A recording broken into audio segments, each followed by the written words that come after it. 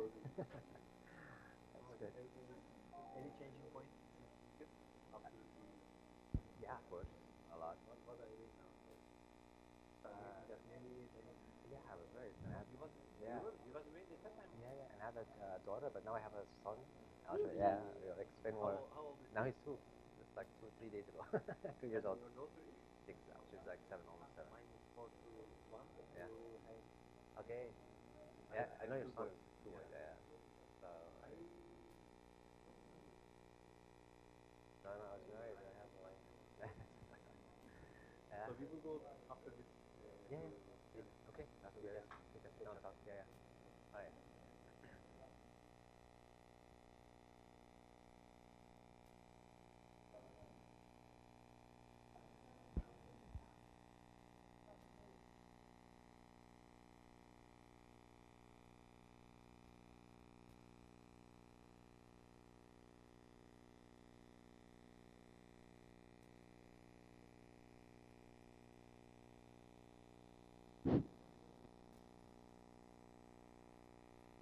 السلام عليكم ورحمة الله وبركاته. Welcome, ladies and gentlemen, and happy Ramadan in case Ramadan comes very quickly tomorrow. We will be surprised, I think, yeah? We have today something special. We have here Abdurrahman Gabr, or Abdurrahman Kouri also. I'll explain that. Yeah, please. And we will have something about the time lapse and landscape, which I think a lot of you are very interested in these fields. As usual, we will have a lecture of 3 hours. It may be 2.5 hours.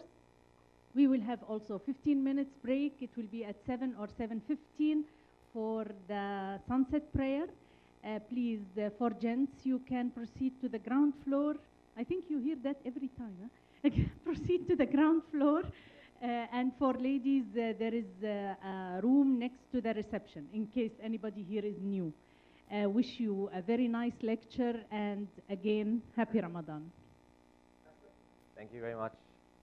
Thank you very much for coming. It's a big crowd. I expect less because Ramadan is tomorrow. My name is Abdurrahman Gabr. I'm a filmmaker and photographer. I look Korean, but I speak really good Egyptian, Arabic, Egyptian language. So anyone after the Q&A wants to speak in Arabic, عايزين نتكلم بالعربي نتجاوب مع بعض احنا موجود ممكن نتكلم بالعربي but in the same time we will speak in English for the majority. But if any Q&A with an Arabic question, be more than welcome to answer in Arabic. Some people are really surprised. So my dad is Egyptian, my mom is Korean, and I was born in the United States. I was born in New York, so it's a multinational company here. So, right. Today I'm going to speak about landscape and time-lapse. Actually, both are the same, but one is still photos, and the other one is a sequence of photos to make a nice, beautiful video. Before that, I want to emphasize something which is really important because these days we are living in a social media life. Everything is online, everything is on internet. And the thing is, like before the photographers, I mean, if you go back to the years, if you want to see Peru, I want to know about Peru more. There was no Google. You have to buy books, right? So photographers, landscape photographers especially, in order to publish their work, they have to make either a gallery or a books. And that's the only knowledge or access of these kind of stuff. So anyone who took a photo, I mean, I'm not devaluating the photographer, but anything he did as a photography, it's like very well known because that's his picture. But now, internet, if you go to Instagram, you have just text Peru, you can have like thousands of pictures and thousands of photos. And the thing is, every day, people are doing really good photography. And that's the bad thing for us because, I mean, if a client comes to me and say, "Hey, Kouri," actually my nickname is Kouri. Kouri, we want to do an ad for a car, and we want to do something nice, a landscape, something lifestyle photography. If I do something exactly that other guy did, he's not going to hire me again. So I have to do something unique. I have to do something very out of the box, something very creative, and that's the challenge right now these days. I mean, I can say like, let's go take a photo in the streets. If I say that to you, let's take a normal photo, and then I'm not a good instructor. I must advise you to be good in your game. You have to be creative because that's the challenge right now. Because again, social media is dominating our lives, right? Facebook, Instagram, 500px. So and again, locations. Locations right now, if you go to any locations in the world, you'll find many photos. So the thing is to find new locations, it's getting harder. Again, everything is getting really hard as a photographer. So you have to be unique. And that's one of the main things. I'm going to show you two examples, two photos I'm really proud of, getting unique shots of, Egypt and one in Bali. So again, try. I'm not saying be unique because that's really hard. And for me, maybe 20% of my job, of my work, or my portfolio is unique, a little bit unique. I did a project called Faces of Egypt. It's never been done before. It was really hard to be done, but I did it in a very new way of style of portrait photography in Egypt. So I did it. I did that project. 4 years ago, I haven't seen any time-lapse video in Egypt. So I said, okay, I'm going to do that. The thing is, there was no any competition because there was no any time-lapse video. But to me, it's not about doing something and that's it. No, I want to do something unique again. I want to make the video, and then when an Egyptian guy sees it, oh, this is Egypt? That was a question. That was my challenge. So I want to show the video, and this Egyptian guy said, wow, this is in Egypt. I say, yeah, that is in Egypt. Because you haven't seen this place. And again, every photographer, I mean, how many photographers over here? Let's raise your hand. It's a big amount. Underwater photographer. I mean, for example, if I give you a script for a movie, all right?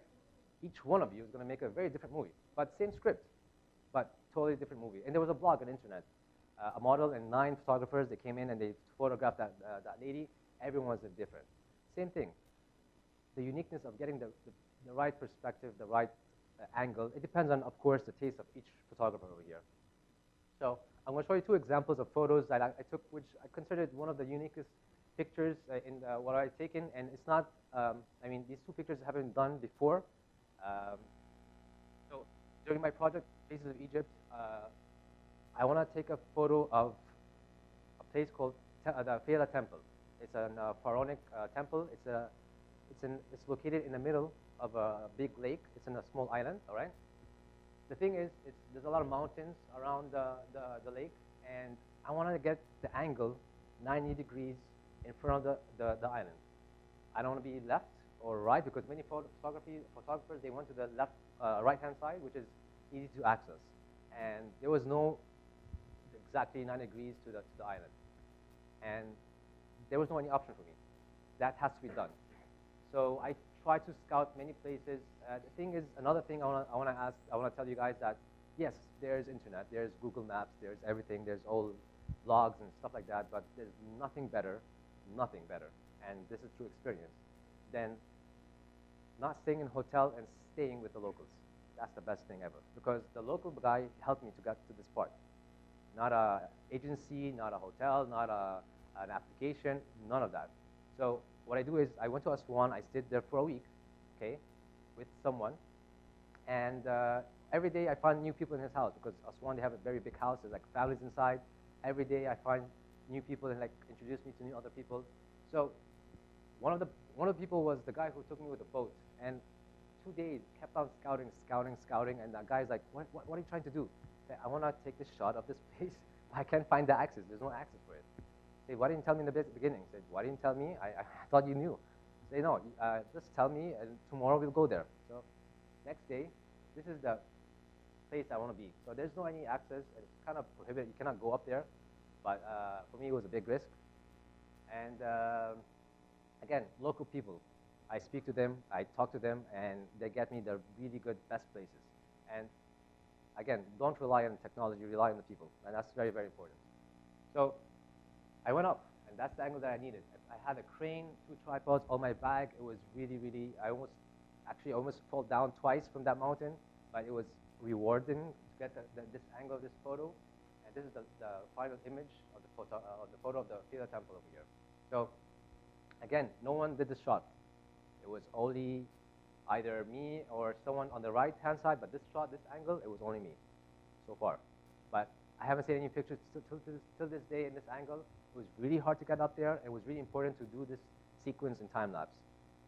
And again, it was very, when I went down, I thanked the guy, and without him, I told him that without you, I would never get this part. Again, no any technology, no any education will get this perfect picture. I went to Bali and did a nice tree house in an island called Nusa Penida, right? And I love this photo. I was like, okay, that's great. I booked it on Airbnb, okay? That's for $50, actually, if you guys want to know. And I said, I can do something similar to that, right? And then I found another picture of that's a man and the ladder, that's a lady and the ladder going up to the tree house.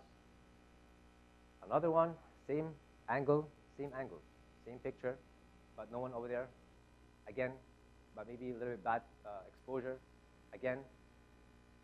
So if I go there and take the same picture, will I be different than them? No, right? Same angle, same concept. So what's new about that? What's new about this place? So I said, okay, no one took this shot at night. So I said, why not take this shot at night? So I wanted something very magical, something really, really good. So I got this. Actually, the screen is a little bit more dark, but it's much more brighter than this. So I got the Milky Way on top of the treehouse. Again, no one took this photo of this treehouse on top of the Milky Way. So I was using my Sony A7S. That's the camera I use for night shots. 1635, 20 seconds of exposure on an f4 and 2000 ISO. So again, being unique, it's really important. Getting the right shot, the right timing. Did anyone did it before? No, that's me. So I'm always the first guy who did that, because when a client sees your work, okay, this guy, he's good in what he's doing because he improvised, he understands how to get the right shot, he's reliable and getting us fresh, new ideas. I always say this to people, who's the first guy who went to the moon? Neil Armstrong, right? Who's the second guy? Some geeks, though, they'll know, but majority, they won't know. So always be the first to be doing the right thing, the right stuff. So any project I do, the pre-production comes first. That's the most important project. That's the most important sector of any success. And that's 90% actually for me. Make a plan or make a story. So I'm going to show you after this, the Egypt HD was a project about Egypt in time-lapse. Before I did this project, I had to study everything. I had to understand, all right, I'm going to do Milky Way shots, where I'm going to go, when I'm going to go, what kind of equipment do I need, right? So you have to make a plan, you have to make a story, how I'm going to make it, it's going to be first like pharaonic area, and then you go to you have to create like a storyboard in your head in order to make a nice and a fluid storyboard. A shot list. Of course, everyone has to make a shot list, because planning, I mean, for example, if you want to go to a mountain, you're going to have to require 2 days before going upstairs to the big mountain. You have to have your food, you have your equipment. So you have to like make a shot list to just be prepared of everything you need, and the camera list that you need, because when you go hiking up, you don't have to have all your gear. You just need the right gear you need. You have to have the right less amount of food. You have to have your water. So you have to just make a breakdown of everything you need. Search for locations and scouting. That's, I mean, crucial important. Many times people ask me, I went to that spot and I didn't get the nice shot. I say, because you went there at night. Before, if I want to take a night astrophotography, I go there the day before. I stay there during daylight, okay? I can see everything. I can see the trees, I can see a rock, wherever. I stay there and I plan everything. Every shot. There's many applications. You can say, where's the sunrise go up? Where's the Milky Way? Where's the sunset? So you have to plan everything perfectly right. Before you scout there either one day before or like 2 days. I prefer 1 day.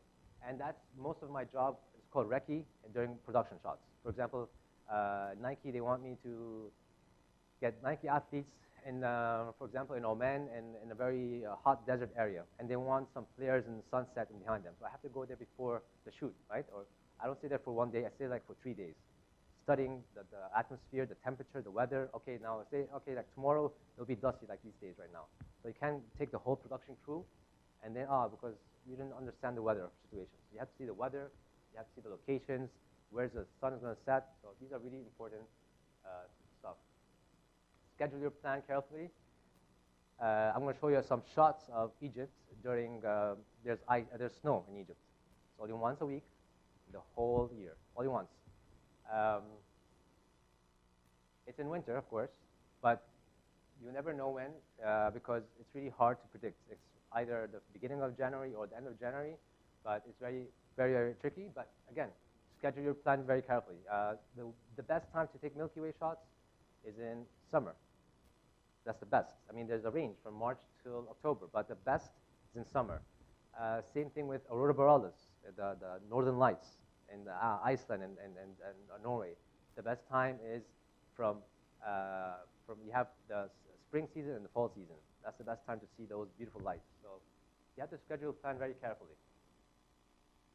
Equipment preparation, that's the most other thing. I mean, many times I take my tripods and I go up to, I travel. I live in Alexandria. I go to another place, like 8 hours driving. I take my tripod, take my camera, and I forgot my quick release plate on the camera. So, I mean, you cannot get any more night shots. It's all done. So have a checklist. Prepare your equipment. Have a check. Okay, I need tripod. Tripod comes with a quick release plate. Don't forget that. So small stuff is very important. So again, another thing about locals, as I mentioned before, I have a guide in St. Catherine Mountain. That's in Sinai, okay, in Egypt. I call him the beginning of January. His name is Muhammad. Muhammad, once there's snow, call me. I'll come there in a second, of course. I mean, it's like 8 hours drive, but I'm going to come there right away. You can see there's snow over here, and you can see the rocky, sandy, hot area, but it's only snow in the peak of the mountain. So I waited for 3 days. Again, I'm ready. I'm packed, just waiting for the call. And then he just said, "Okay, now we're ready. Come right now. Take your friends and drive to St. Catherine." And that day he called me like 10 o'clock, 12 o'clock. I left the house at night, and I was there the next day. So that's my friend. Again, you can see the snow, the sunrise. Again, I'll never get this picture any day of the year. There was only that week. Actually, it was only 4 days because the weather started to get hot again. All the snow melted, and it was only water. It's really important to go up in the perfect timing. That's me. I'm knocked out. Haven't slept for 3 days. You can see the snow immersed in my leg here. That's really strange. This is in Egypt. You don't find this in Egypt that much. It's really, really rare. So I had some help getting the gear up. Again, sometimes the locals, they help you out with anything. So he took on a camel. Again, a picture. No one thought it would be in Egypt, right? I mean, everyone think, oh, Egypt's a desert. Egypt is it's very rocky. It's very dusty. But we have beautiful scenes over there. But you have to know where and when. And this is our way going down. That's my guide. That's me. And you can see the snow, how it looks like. I'm talking fast, or it's okay as a all right. Am I speaking fast, or it's fine? Okay.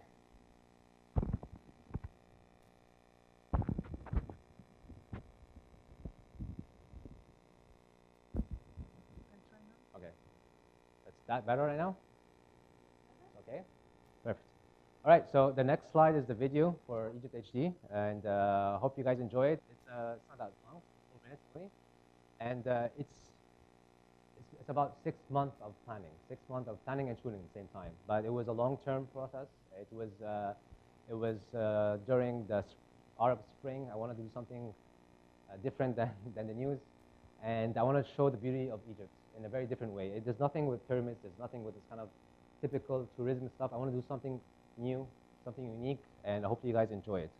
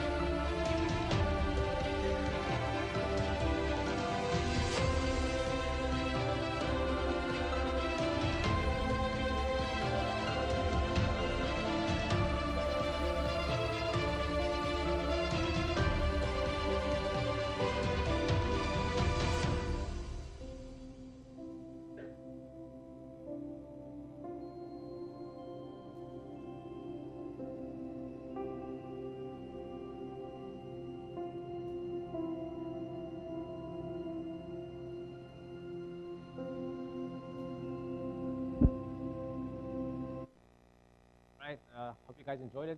It was a 6-month work. I had fun.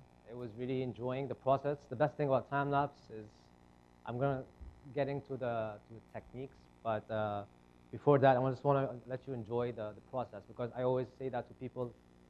The end process is going to come out nice, but you have to enjoy between the process. So the best thing about time lapse is once you have everything on set, you have to leave the camera, go away, sit down for an hour. It depends on your sequence. Sometimes the night shots take 6 to 9 hours, so I stay out, I sleep, I make a barbecue, the guy makes me nice tea. That's the best thing about time lapse. You have the right shot, you compose, and that's it, you're done. So again, there's a lot of things to come in photography, especially with landscapes. Using the right camera, lens, filters, all these small stuff is really important. All right, so of course, everyone knows that the rule of thirds in photography. You have to do it. You don't have to do it. It's all right, but it depends on what kind of style do you need. It's always like 2/3 of the portrait of the photo. Sorry.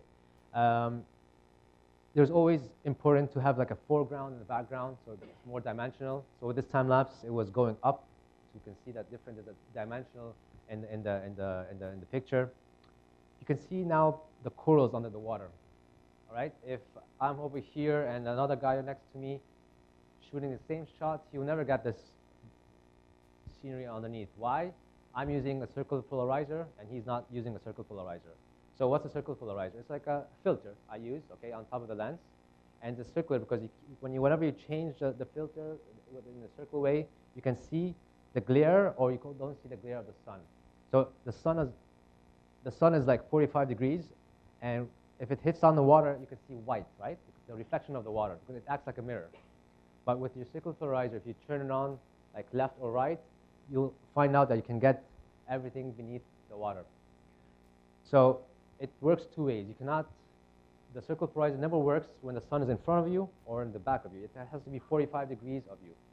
So if you have it's like, okay, you told me right now you went to the Caribbean and you told me like, hey, you told me with the circle polarizer I can see the water underneath the water. I said, yes, you can do that, but it has to be a 45-degree angle from where you stand. You cannot be in front of you or back of you. You'll never get to see anything under the water. So polarizer is something that I have on my lenses always. I never take them out. It's nice because you can get very nice clouds, you can have very good contrast, and you can remove the glare out of any reflections on the water. Same thing with if I want to take a photo of you of a person behind a window. Okay, the window gets a lot of reflection, but if I use the circle polarizer, I can remove all this reflection. I can see the person behind the glass very clear. So it's very important to use circle polarizers. Here I use ND filters. So I have sets of ND filters. I have very hard ND filters, and I have a graduate ND filters. So basically it's like a glass, rectangular. The upper half is dark and the lower half is transparent. So what I do is I put my graduate filter, the other dark half up here and the lower down here, so I can get the right exposure of the sunset with the balloons on top. Same thing, I'm using a graduate filter. I always have to have a foreground in the beginning here, the photo. You don't have to do that, but it's more interesting. You can see more three-dimensional of the photo. So there's some rocks over here. The boats are going around the river. I can see the background with the sunset. So I use an ND filter. Again, graduate. I can see on top and the bottom. I'm going to show you an example with a slideshow in the coming slideshows. So I came here. This is a river in Aswan. In winter, in summer, sorry, this whole area is all flooded with water. So you can never have an access over here. It only comes here during the winter. The water level goes down, and you can go inside more and more. So this part is always covered with water. So I came here. I was scouting all day long, and this is the sunrise. And I found that this beautiful sunrise comes out right between those two part of the tree, and I was like, that's a beautiful photo. So again, scouting is important, and timing. I have to see what time exactly, because sun rises within 10 minutes, right? You can see the sun over here. In 2 minutes, you can see the sun go up immediately. So I timed it. it was like 7:03 or 7:05, I guess, I believe.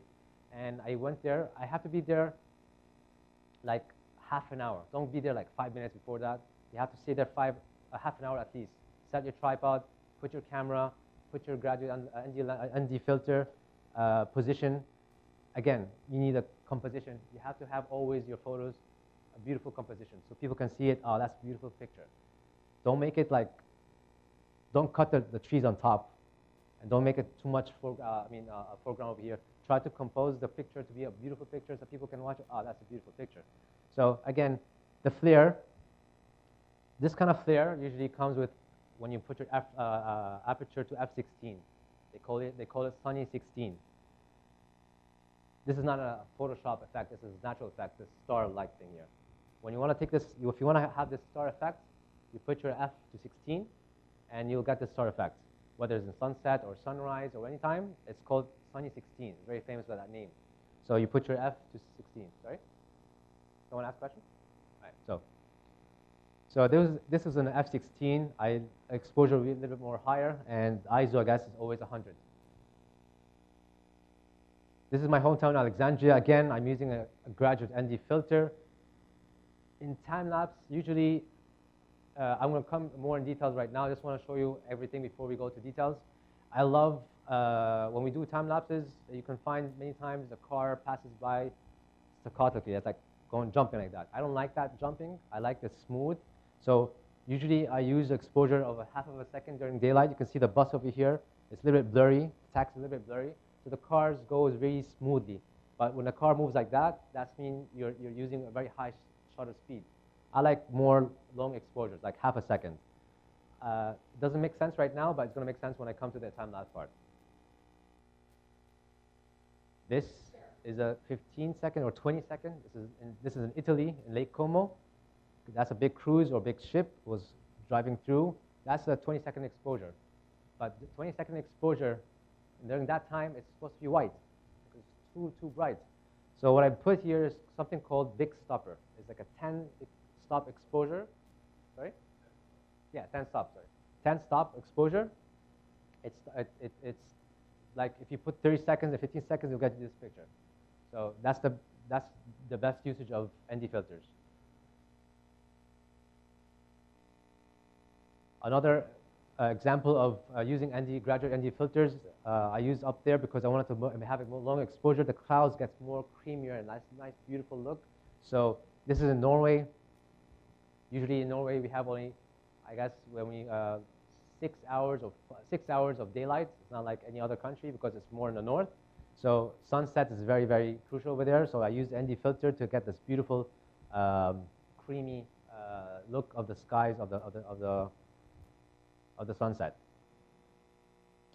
This is in Dakhla oasis. That's in Egypt. We have 5 oases. This is one of the oases over there. And here again, I'm using an ND filter, but this is a graduate. You can see over here, it's transparent, but here is a little bit darker. There's 2 kinds. There's hard ND, which is like very sharp, like half half dark and half transparent. And there's something called graduate ND filter. So it's a gradually going down from dark to bright. So usually I use the graduate because the harsh one is like very obvious. You're using something. But with the gradually, it's like very, very soft, going down from dark to brighter. So that's how I put my ND filters. And I always use intervalometer, which is a trigger that I use to take photos. This is what I'll talk about is Alexandria. I use a graduate ND filter. It's more clear here, it's much more closer. The sun's rising over here, so I will have to cover everything on top to have an even exposure. You guys understand what I'm talking about, even exposure, or no? Okay, it's exactly, an ND filter is like a sunglass. When you have a sunglass, you can see more during sunlight. But the thing is that the darker area is getting more darker. So you have to I wanna make the other part with the sun a little bit more darker, like 2 stops. Okay, and over here, all in the foreground of this part of the buildings, I want it to be more, clear than brighter than the background. Thank you very much. So that's what I use for the ND filters. Right. So time lapses. I use 2 kind of techniques: static, which is a tripod and a camera and intervalometer, or a motion, crane. More sophisticated, but much more interesting. Why time-lapse? Why people love time-lapse these days? Because it's coming to the niche market. I mean, have you seen House of Cards, Netflix? The opening of the whole series is time-lapse. There's another series called Chef's Table, something that my wife and I love to watch. Again, everything, the opening is all time-lapse. Another thing about time-lapse is the process itself. I mean, the beauty of the whole passage of time with a very short of seconds, it's beautiful. You can see things like if it's very foggy on top of the buildings of Dubai, you can see the fog. It's like a sea of clouds. Another thing, people hire me for time-lapse. They want to make a promo for a TV commercial or a TV ad. Instead of sending people with a lens, cinema camera, cinema lens, I have to have around 8 to 9 people on set to have like a special scene. I can take a time-lapse, take a camera, tripod, and me and 2 other person taking this footage will be the same quality. Any time-lapse here, any camera these days, you'll export to 6 or 5K right now these days. So 5K, it's really high quality. You can have the same exact camera as a cinema camera. That's the best thing about with your DSLR or mirrorless cameras. So the static time-lapse, it's just very, very straightforward. I use camera and a lens, of course, a tripod, intervalometer. Okay, intervalometer means okay, remote control goes to the camera, and I set how many photos do I need in every how many seconds, right? That's called intervalometer. I'll get more in details into intervalometer because it's really important how many pictures do you need for a certain sequence. Before that, the meaning of time-lapse is what? You're taking a photo every 2 seconds, for example. So you have to have photos every 2 seconds. You take a photo. The camera takes a photo. That's the meaning of time-lapse. It's a sequence of photos, and from each photo to a photo is a certain time. It cannot change because it will change the whole thing. It cannot be 1 second and then the other one is 2 seconds. No, it has to be 1 second. And it keeps on going till the end of the sequence. So it's a sequence of photos, and between each photo is a certain time. You can set it as much as you want. How long do you have to set it? That comes with many, it depends on the situation in front of you. If I want to shoot the sunrise goes up really fast, right? So I have to make my sequence every 1 second, take a picture every 1 second to capture the sun goes up. If I want to capture the shadows of the building, like moving from day to night, for example. So that's a long process, right? I'm not going to take a photo every second. I can take a photo every 20 seconds, one photo.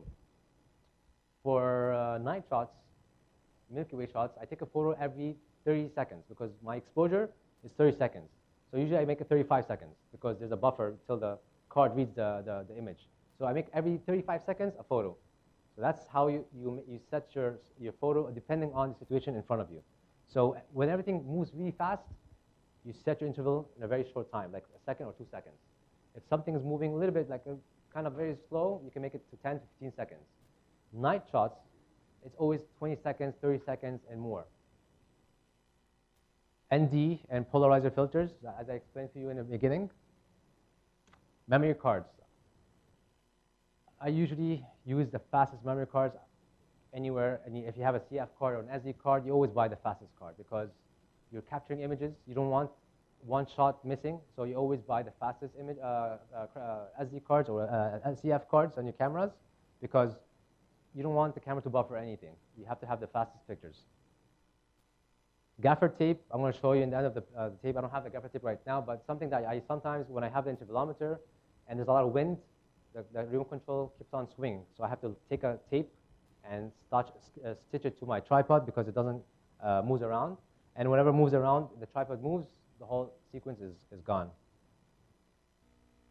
So I use an A7R3 these days for daylight, mostly daylight. It gives me like 42 megapixel. The A7S, I use it only for night shots. It's very high sensitivity with low light capabilities. The lenses, in time-lapse, you never go above 50 millimeter. It's always 50 and going more wide. 16, 25, 50, I rarely use 50 millimeter. So I always use the 25 and 1635. And the 24 is beautiful because I have a 2.8, which is really good. And I'll explain more in the next settings.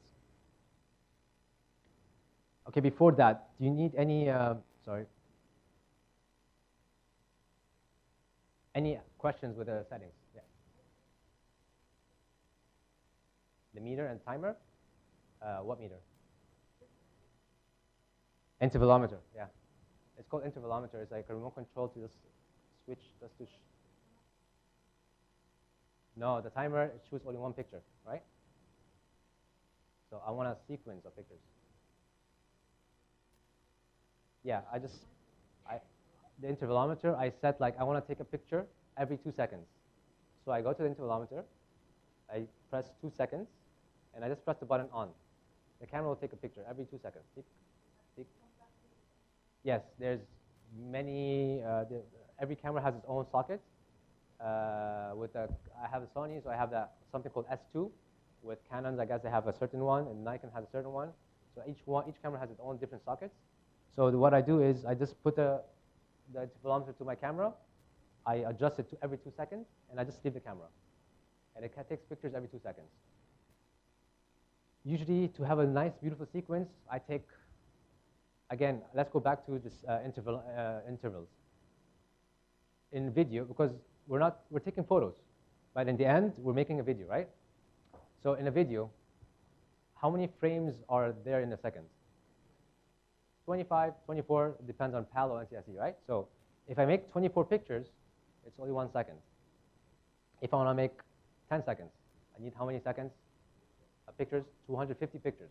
So I take 250 pictures just to make only 10 seconds. But I don't do that. I always take 900 pictures. Why? Because if I'm taking a beautiful landscape and there's beautiful skies, sometimes you'll find more interesting stuff because nothing is certain in nature, right? Sometimes a beautiful cloud comes in, sometimes there's something else coming out. So I just leave the camera rolling. 900 pictures. That's why I use the SD card, very fast memory cards.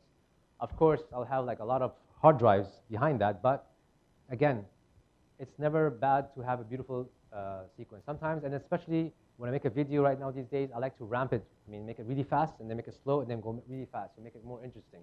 So I usually take a lot of photos. I don't stop. I make 900, 1,000, 1,200, depends on how long I want to take. So again, always put in your mind, if you want to make 10 seconds of photo, it's a 250 pictures.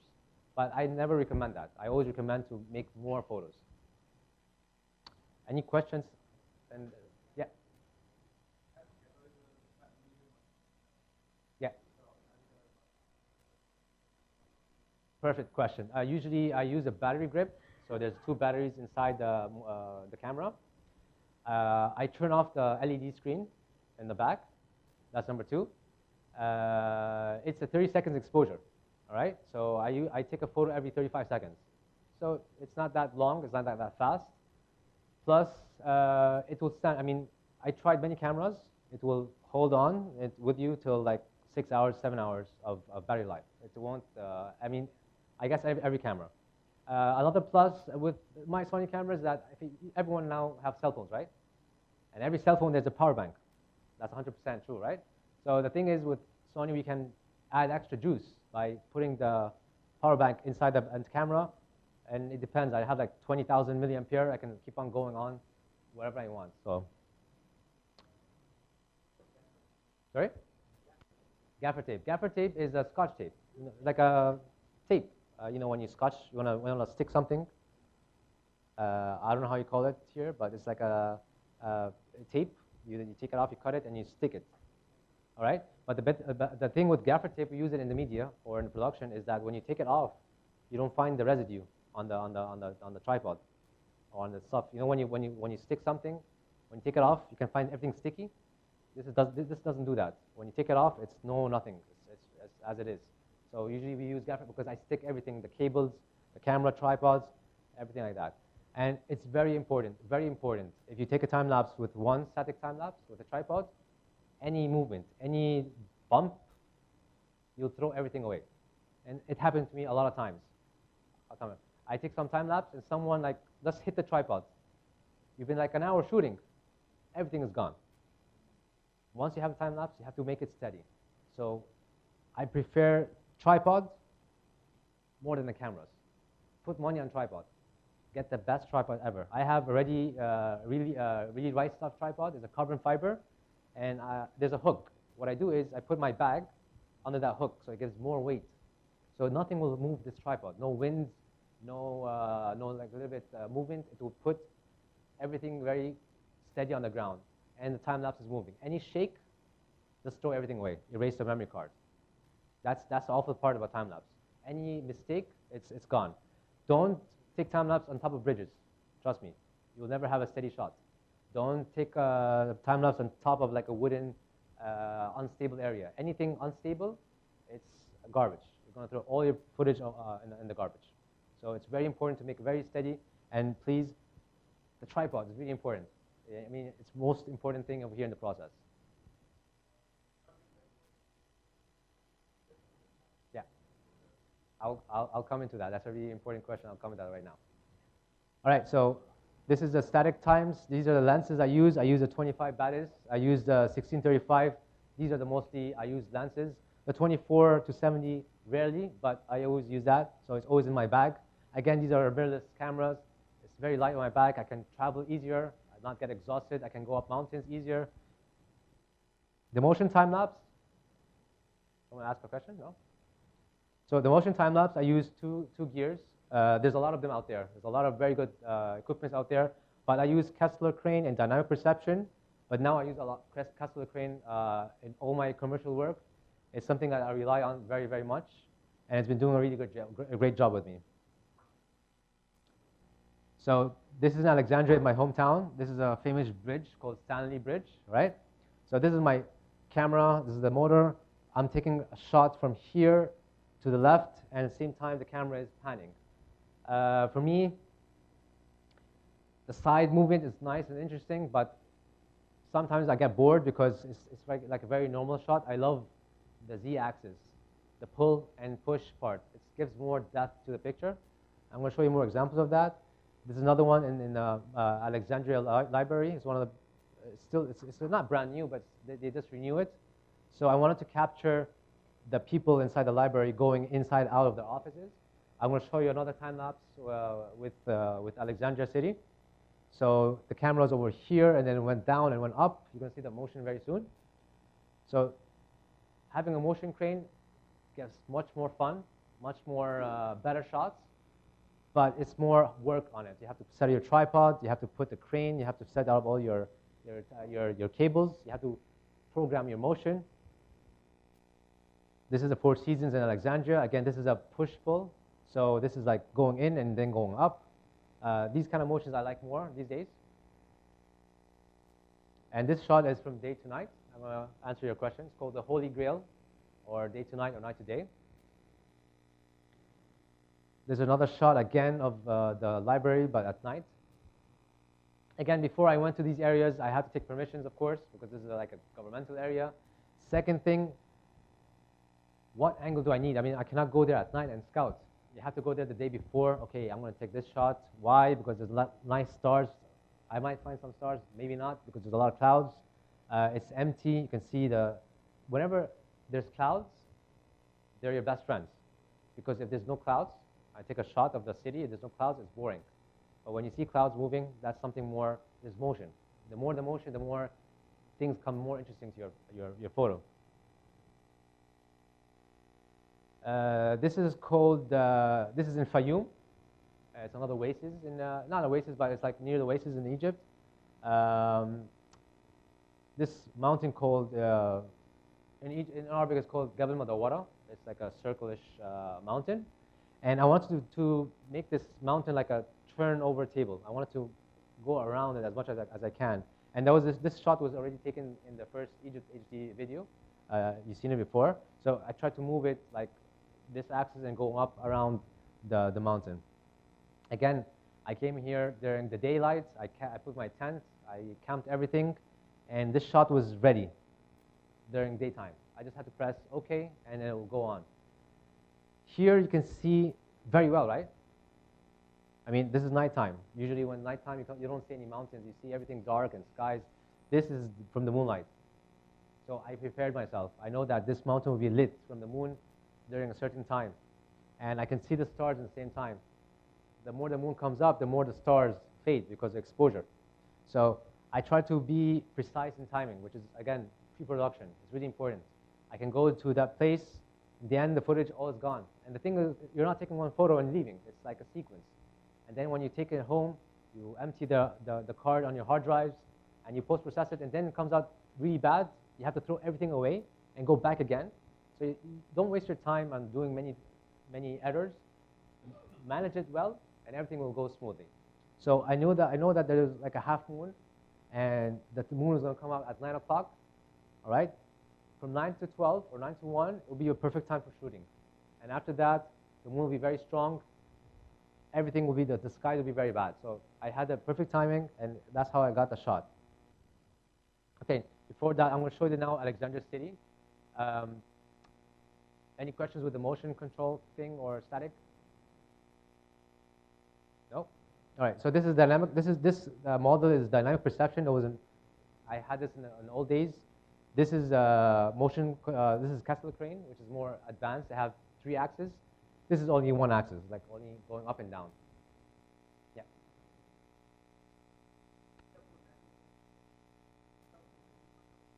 Pictures.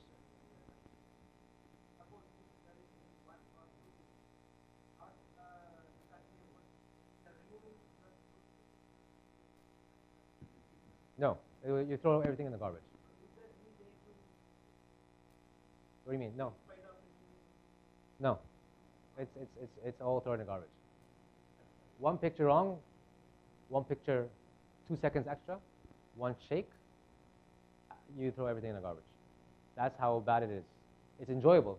You leave the camera and have a barbecue and have tea, but it's not enjoyable if anything mistakes someone, especially night photography.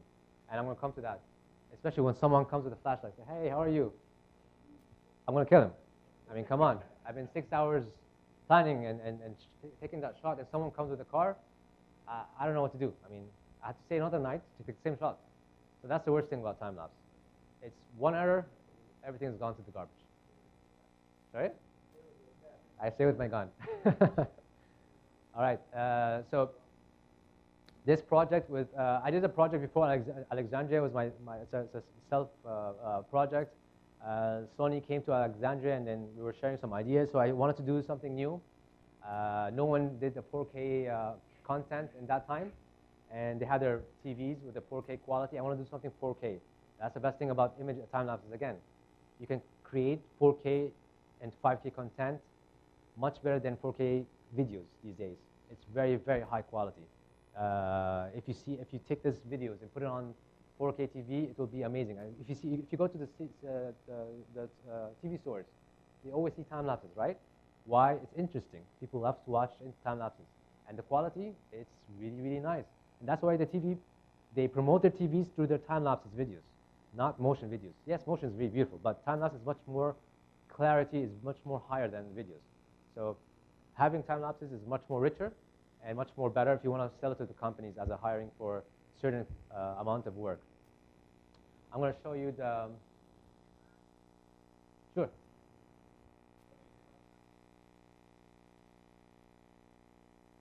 Does it give the same resolution of the, if you're taking it images by images? No, quick and slow as a slow motion and. If you make it slow, yeah, like 1 second, 1 frame every second, you can do time lapse. Yeah. Yeah, but does it give the same resolution of pictures? No, it's the same thing. It's the same thing. The quick and slow is an option of Sony. I know that. Yeah. Quick means faster rate, slow is a slower rate. But with intervalometer, you can control much more better. It depends on, say for example, you have to, before you take a time lapse, you have to understand your surroundings. You have to study it. Okay, now I'm going to take a photo of, for example, Dubai Mall, okay, and the fountain. I'm up in an area. I can see the Dubai Mall in my left hand, the fountain in the middle, and there's like a shopping mall in the right hand, okay? So now the things are going up really fast. The people are walking. Okay, what do you want to do? You want to capture the water, or you want to capture the people flowing? For me, I like to go with the people because the fountain comes every now and then, right? So the people, I want to make it every how many seconds? If I make it every 1 second or 2 seconds, you're going to find I don't like that. I like to be more blurry. So I want I'll make my exposure half a second. So people are like walking like, like ghosts. It'll be much more interesting. What I use, of course, in that time, I'm going to use an ND filter to make that exposure, all right? So now I'm going to put I can make it every 1 second or every 2 seconds exposure. If I make it more like every 2 seconds exposure, I'll go up to 4 seconds of interval. You're getting what I'm saying? If the more increased exposure of your shutter, the more you have to separate the timing of every picture. My question, Yeah. the outcome, when you render the video, is it the same quality? Because you're saying the time-lapse is high quality. Most of the cameras has built-in option for the time-lapse. So does it give the same resolution of the... It's in the end a picture, right? Same quality, doesn't matter. The intervalometer doesn't make the high quality. The camera itself will give out the high quality. So it will not change anything. You're taking pictures. With this intervalometer inside your camera or outside the camera, it doesn't matter. So don't worry about that part. It will come out really good. All right, so this is the Alexandria city, and then we can have that 7:15 break, all right?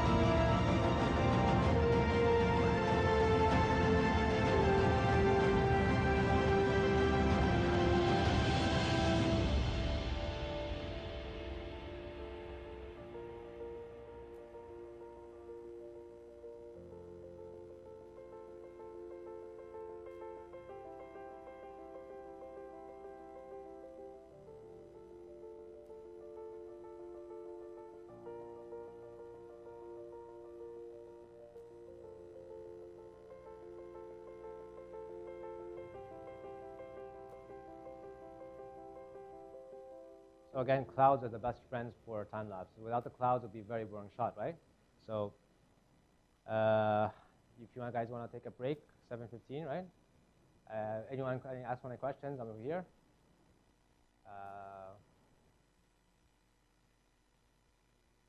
Any questions?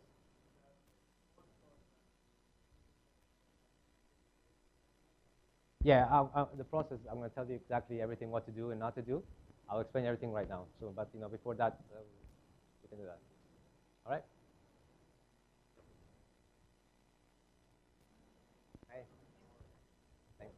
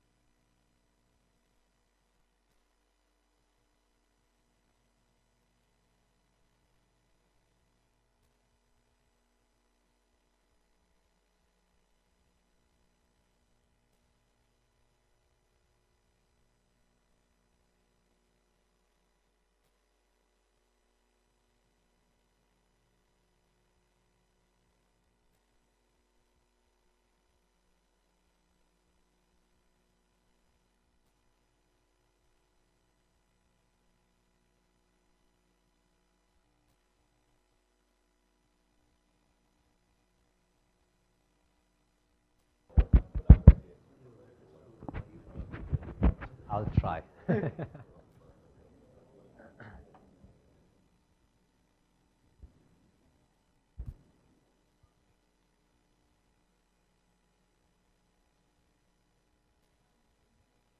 Okay, welcome back, guys. I hope you enjoyed the first part. The second part will be a little bit more technical, just to get out there and take a time lapse. So the shooting process. Now we're coming more technical about this part. I gathered some questions from you guys in the break. Very interesting questions. I'll be able to answer everyone right now. So a gentleman just showed me a video he made, a time lapse. It was really nice, but there's a lot of flickering. The thing is that you have to always use manual mode, right? When you make a time lapse, there's like a certain list you have to have.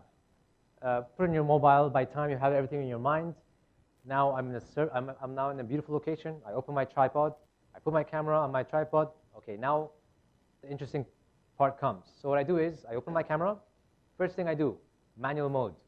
Number one, without any hesitation, manual mode. Number two, the white balance. If you're in a sunny area, there's a sunny. If you're in a very nighttime, you can go to tungsten. But I really like to make it with the Kelvin. There's a Kelvin, custom white balance with a Kelvin. Okay, I make it 5,400, 5,500, make it 3,600. It depends on how do you like your picture. So you have to customize your white balance. Again, always shoot in RAW. You need the RAW files. You have to pull out your highlights. You have to get out the shadows. Shoot in RAW. Never shoot in JPEGs. It's the worst thing ever to do. Manual focus. Okay, so every lens are different than each, from brands, from series.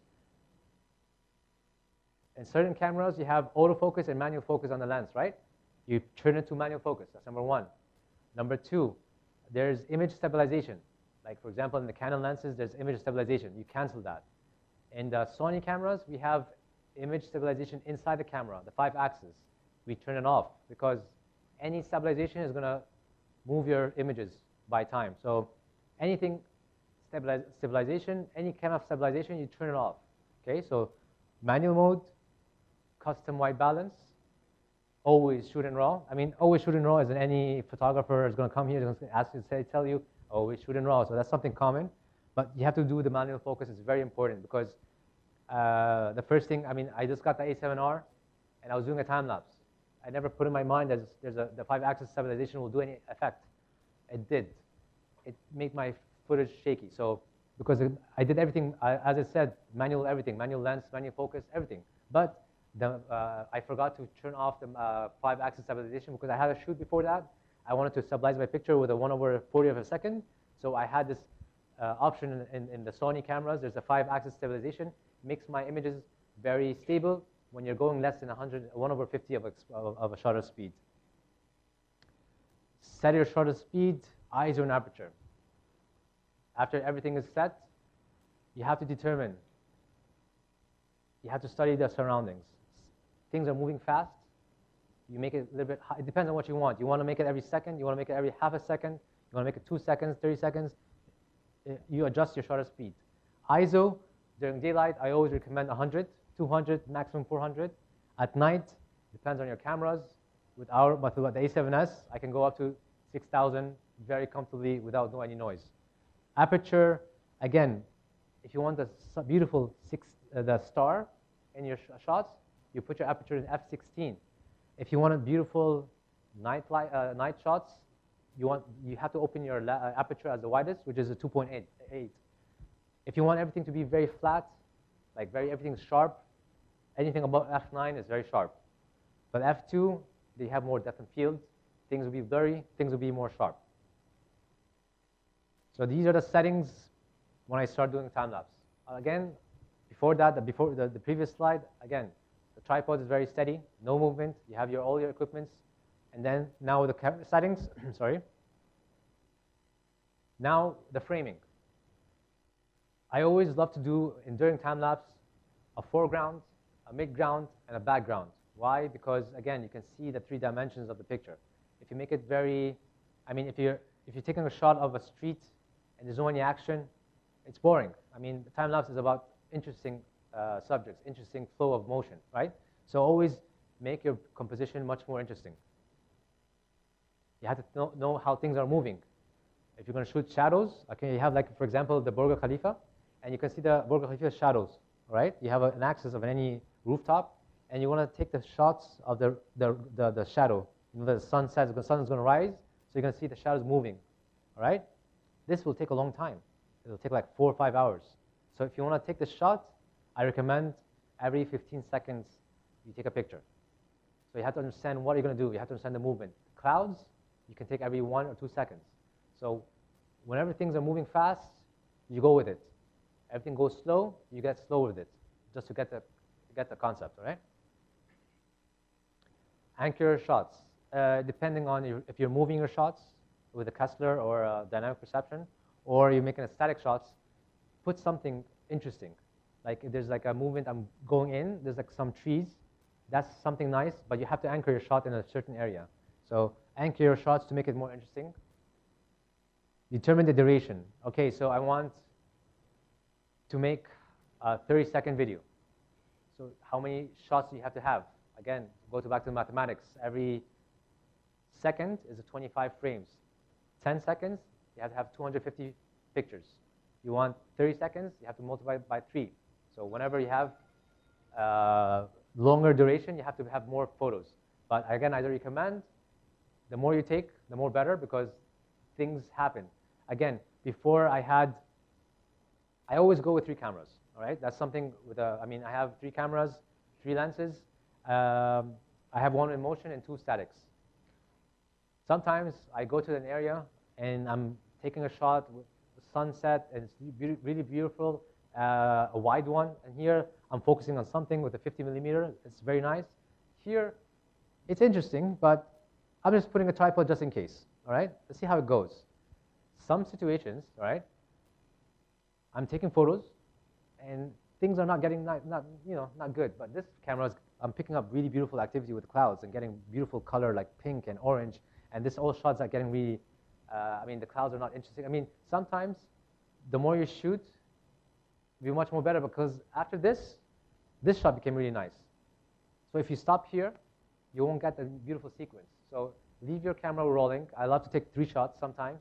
If you don't have 3 cameras, you can rent a camera in order to get more footage. Different areas sometimes move really fast. Things getting interesting, things are not getting interesting. It all depends on the weather. They have traffic. You're shooting a cityscape, and you have a beautiful scene of for example, Las Vegas, all right? And there's a traffic, and it's getting really boring, because you want the cars moving. You don't want cars to stand, right? There's a lot of bad traffic. But this area, you have a highway, for example, and you have a very beautiful flow of cars. So you never know what's going to happen, right? Something, and about the shot, of course, an accident happened, and you capture that. You'll find all the cars stopping and people coming out. It'll be interesting, but still boring to get a nice, beautiful flow of a time lapse. So you always shoot a lot. Determine the intervalometer. Another important thing, not to overdo anything.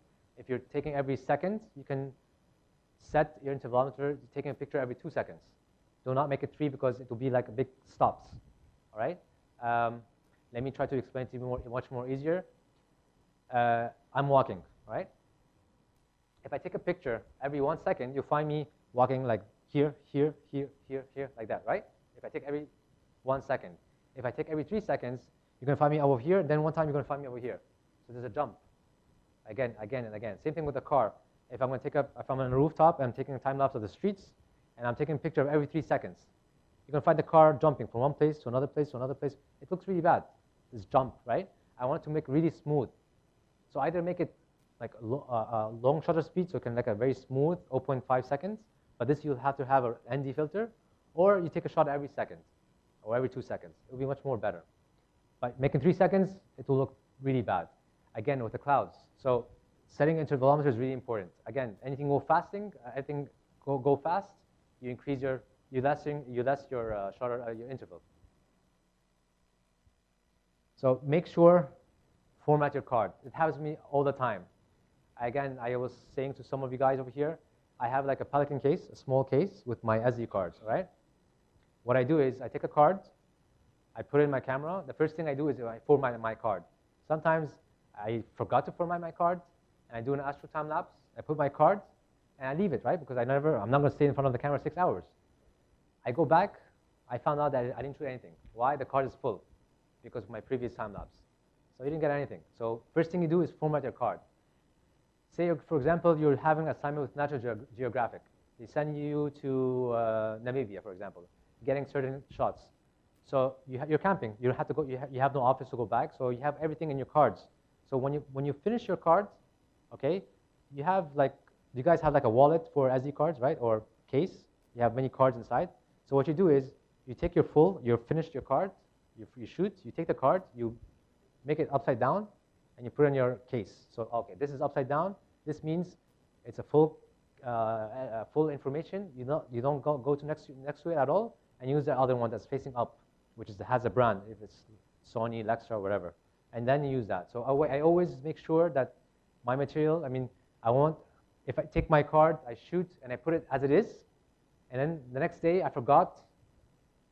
I thought this is not the one I'm using, and I take the same card I shot yesterday. I put my camera and I format the work before. So that's a big mistake. Thank God I never did that before. But you organize your cards by flipping it on the other side, just to know that this card you don't touch it at all. You use other cards. Same thing with the batteries, because when I travel, now I'm using something called Goal Zero. It's something that you can recharge your stuff with solar sun. But I don't take that with me all the time, so I have plenty of batteries. Not to waste time, whenever I finish something, you take a Scotch tape, the gaffer tape, you stick on it on the battery side. This is empty. I use the fully charged batteries. So I like to organize my stuff by that way. Charge batteries, it's pretty important. Again, as everyone's seeing, 6 hours of shooting, you're always afraid of the batteries going to go away. For the Sony, we have another solution, which is the power banks. I can Scotch tape the power bank underneath the crane, and I put it inside my camera, so I have more juice on it. We live in the Middle East, so there's dust everywhere. I mean, I never go back home after 2 days. The dust is there's always dust. So definitely dust is going to go inside the sensor when you change from one lens to another. So always clean the sensor, because sometimes when you go to f16 and to f22, you'll find spots on your camera through the sensor. So I always find like a black spot on my pictures. And that's really awful. Why? Because you're not using one picture right now. You can go to Photoshop, you take that, and you can clear that off. You're having 900 pictures. So that's a long process of cleaning a lot of pictures. So I better clean everything inside the camera first, and then I take some photos. And again, the killing part. During nighttime, especially Milky Way, don't use any white light. If you want to use something, if you want to see something, use red light, because it's similar to infrared light. If you use red light, the sensor will not pick it up. But you don't go in front of the camera, put the red light behind the camera. You can use the red light to see things. So in any flashlight, the headlamp, there's a white light and there's a red light. That's the purpose of the red light for the cameras. So, okay, in the camera, when you shoot the camera, there's a red button, right? It lights up. It will never appear on your sensors on the camera. So that's no effect on the camera if there's a button, the red light on the button, or using the LED headlamp. So if you're going to Astro Time Lapse, make sure all your friends turn off whatever, flashlights or anything, and use this red light. I always have 2 hard drives when I go to an assignment. Hard drive A and hard drive B. I use many brands. I use Lacy. I use G Technology. I put all my data in one, and I put my other data, the same data on the other one. I give this to my assistant or my friend, so we're 2 separate. Something happens, I have another backup, because this is money. For example, you did an assignment with any company. They don't care about you losing a hard drive. They care about the information, the money that they paid you, and the time that you spent. So always have a backup. It's really important. Right, now we're going to go to Astro Time Lapse. Again, shoot a lot. Why? Because something like this can happen. Things that you never expected. This is an airplane. This is not a meteor. But I have some shots with the Milky Way, with the meteor passing by, a shooting star. So this is you can see here the Milky Way is not popping up that much, right? Why? Because I'm shooting on a mountain and there's a big, some people that they thought this is lava, but that's not lava, that's the city pollution. So that's another, one of the main thing is get away from city pollution to get night shots, especially Milky Way. People are asking me how, I'm gonna show you how, but usually you have to be away from the city or the light pollution 30 kilometers minimum. The more you go away from the city, from the light pollution, the more better you have of the beautiful skies. So that's why people go to the desert or to very forests to get beautiful images. Certain areas like Canada, Norway, these areas are like really dark. You can get beautiful images out of the, the balcony if you want. So this is a lava. This is all light from the city, and the city is like very, very small. It's like around 200 houses or 150 houses. That's how much light can come out from that 150 houses. This is in the middle of the desert. It's much more clear because, again, you don't see, this is a city, this is a light pollution over there. It's really, really far, and that's it. It's all dark. But this picture here, you can see light pollution over here. You can see light pollution in another city over there, and you can see light pollution over there. These are all light pollutions. And of course, the more you have light pollution, the more less you see the Milky Way. This is called, this is in a place in Sinai. It's called Dahab. It's a very, primitive area, not that much people, but again, I called the guy, and this is like 2012. I told him I want an area dark and I want a tree. That was my purpose. I want a tree and I want to get the Milky Way behind that tree. So the thing is that we went there during nighttime, which was the biggest mistake. You're supposed to be there at daytime to see everything. I wanted be more closer. I wanted to aim my shot. I got the shot that I want, but it would be much more better if I went there the day before or like at daytime to make more, I could have done more better movements than this shot in Egypt HE. So anyways, I calculated the Milky Way. I know when it's going to come out, and I know when it's going to end. So this is the end part of the Milky Way, all right, because the Milky Way has two parts, the long part and short part. This is the long part of the Milky Way. And this is a very simple tree in the middle of nowhere, and that was what I wanted. And this is the help of the local people. Again, the local people, you will not find this on Google. You will not find this on Instagram. Even though you have location, there's no any cell reception over here. The only people that are going to help you over here are the local people. I always believe in this experience, that it's the best experience having more contact with the local people. You get more intel out of them. You get more information out of them. And knowing people itself is something that I really love. And especially as a photographer, I did a lot of projects with people that, people that live in very, very primitive areas. People ask me, like, how do you get to know to get these photos of these people, how they let them, stand and take those poses? It's because of, you have to be a humble person. You have to be a nice person. You have to respect the traditions. You have to respect the way they live over there. Many times I go there for there's a tribe called Sharaib and Halatin in Upper Egypt. They gave me this kind of coffee, and there's a very strong coffee with habbahan inside of it. There's a name, gamba, I don't know, I forgot the name in Arabic. But they gave me 5 cups of small coffee. I had to go to the bathroom, and it spent like 6 hours in the bathroom because they gave me this small cup of coffee. It's very strong, but I cannot refuse it, because if I refuse it, it's disrespectful. So that's, thank you very much, and take the first cup. You have to drink again. I cannot say no. You take the other cup. So sometimes these kind of stuff give you good access to locations. So local people are very, very, very important for me.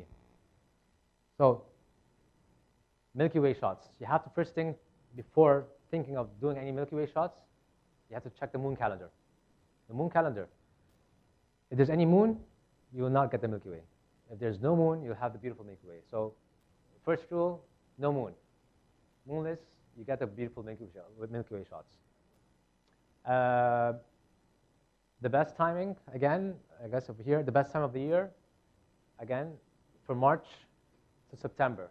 Best time for me, June, July. That's the best time to get beautiful Milky Way shots. It's the worst for us who lives in Dubai and Egypt. It's the most hottest days to go to the desert, but that's the best time. I guess, I don't know if he's listening, Danny 8 is now in the white desert in Egypt right now. I've seen his posts. I guess he's getting the really good Milky Way shots, because right now we're coming into the end of the winter, but again, there's no light. He's away from the population. But if you went there in the summer, you get more better shots. Scout for location with no light pollution. look for a spot and anchor the frame. I mean, if you have a tree, anchor the tree in the middle and take a wide shot so you can see the Milky Way go behind the tree. So that's your anchoring. That's your anchor of your photo. You want the tree. You want, for example, there's an airplane in Iceland from World War II, I guess. I don't know, but there's a crash of an airplane site. People go there. Make that airplane your anchor shot and make the Milky Way behind it, or the Aurora Borealis. So make your footage interesting. Just don't shoot the whole sky and that's it. Something interesting in the middle will make more interesting with the flow on the background. You have to study the Milky Way, the path. Okay, when it's going to go up and when it's going to go down. Everything will be explained in a moment. I use all kind of applications. So far, one of the two applications I use every single time I take any photos. I'm going to show you right now everything. You set your camera settings. I just explained everything right now. I'm going to show you the settings for the Milky Way. And then you go through all your checklists. Again, format your card, intervalometer, your battery is all charged, manual settings, everything's set. And then the fun part starts. And then you can go back, drink a cup of coffee or tea, turn off all lights. I go to the guide because usually I go with a Jeep, right? I take the keys from him and put in my pocket because he's going to do a silly mistake. He's going to go and open the car. Once he opens the car, the light turns on, everything in the garbage again. So I take the keys from him. He say, "What are you doing?" I say, I don't care. I mean, I'm sorry, but I'm not sorry. The keys is going to be with me. So because I don't want you, in the middle of the night, you want to get something, you're going to have to open the door. The whole thing is going to go to garbage. So I'm not going to waste my opportunity. So just bear with me for the night, and I'll give you the car when we go back home. So that's me. Again, now we're going to the settings. How to get the, okay, now I checked the moon calendar. I traveled 30 kilometers away from the city. I got a beautiful tree. I put the camera. What I'm going to do right now, I'm going to make everything manual mode. Custom white balance, same thing. Manual focus. All right, so now during night, you want the stars, which is the further end of any metering of a picture. You don't go to the infinity, because if you go to infinity, you'll find your pictures a little bit blurred. So you go to the infinity, and then you go back again, like very, very small. Does anyone have a camera here? No cameras? All right, anyways. So you bring your camera to infinity, and you go back a little bit, just like that. And then you can find your picture very sharp with the sky. So you don't go to the end. You go to the end and you go back a little bit. So that's really important. I always use aperture 2.8. That's the widest in any for my lenses. There's 1.4 right now. If you want to go 1.4, that's all right. But I like 2.8. It's much more optimum for me. My shutter speed is 30 seconds for Milky Way shots. I use ISO 3200. I guess every camera's ISO 3200 is okay. Depending on your camera. It's all right for the full frame. I do not recommend this with micro four thirds or less than that, a crop frame lens. I always recommend full frame. And then you set your interval. So basically, the interval of a time lapse like this, I make it 34 or 35, depending on your speed of the card.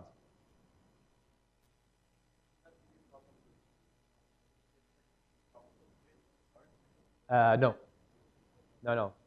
It depends on your lens, not the timing. Because there's the lens. It depends on what kind of lens you have. There's many different lenses with the chromatics. I mean, there's a lot of intel about the lenses. I can tell you about more. But usually, you have to have a very good lens, with deletes, all this kind of like trails, and there's many lenses, many kind of lenses that you use. But the best lenses out there is like the most expensive lenses, like the prime lenses for the Canon or for the Sony or for the Nikon. The more prime and more the highest level of it, the more I can't remember the terms, but the more less you have those small trails on top of it. So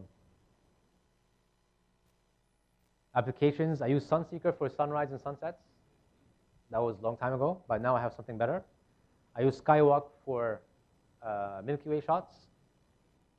Now I'm using PhotoPills. PhotoPills, for me, it's the best on the market. It has everything. It has sunrise, sunsets. It has Milky Way shots. It has many, many, many features. It's one of the best apps, but it's like a $10 application, but it's worth every dime.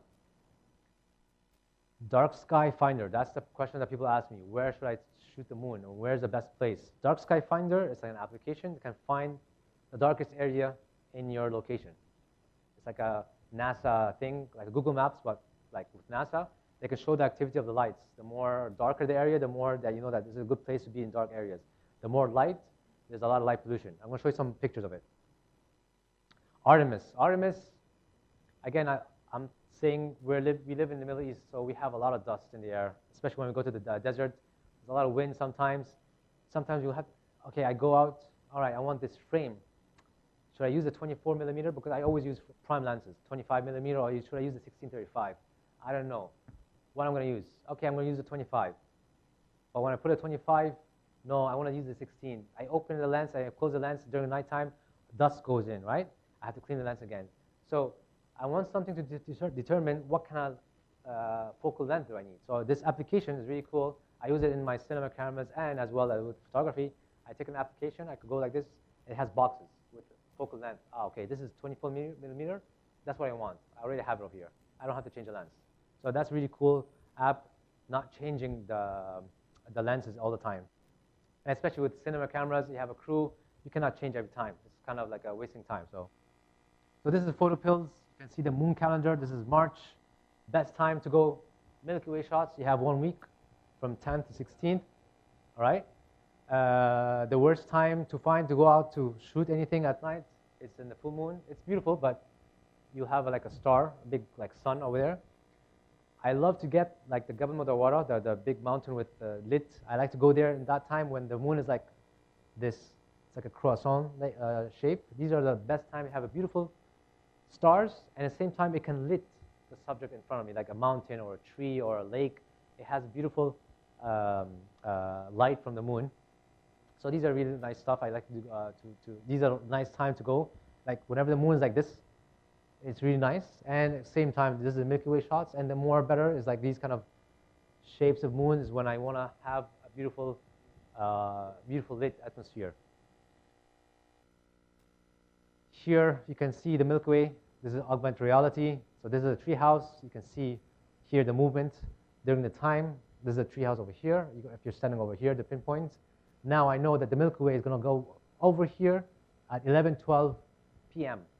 And you can see, like, you can scroll on the application. You can see that the Milky Way goes like here. The time goes out like 1 o'clock, 2 o'clock, 4 o'clock p.m.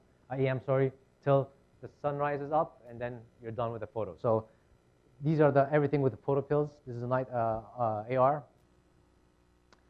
Dark sky finder. This is a map of the United States. You can see that this is a really high bright areas. If I'm going to shoot something, I'm going to shoot somewhere.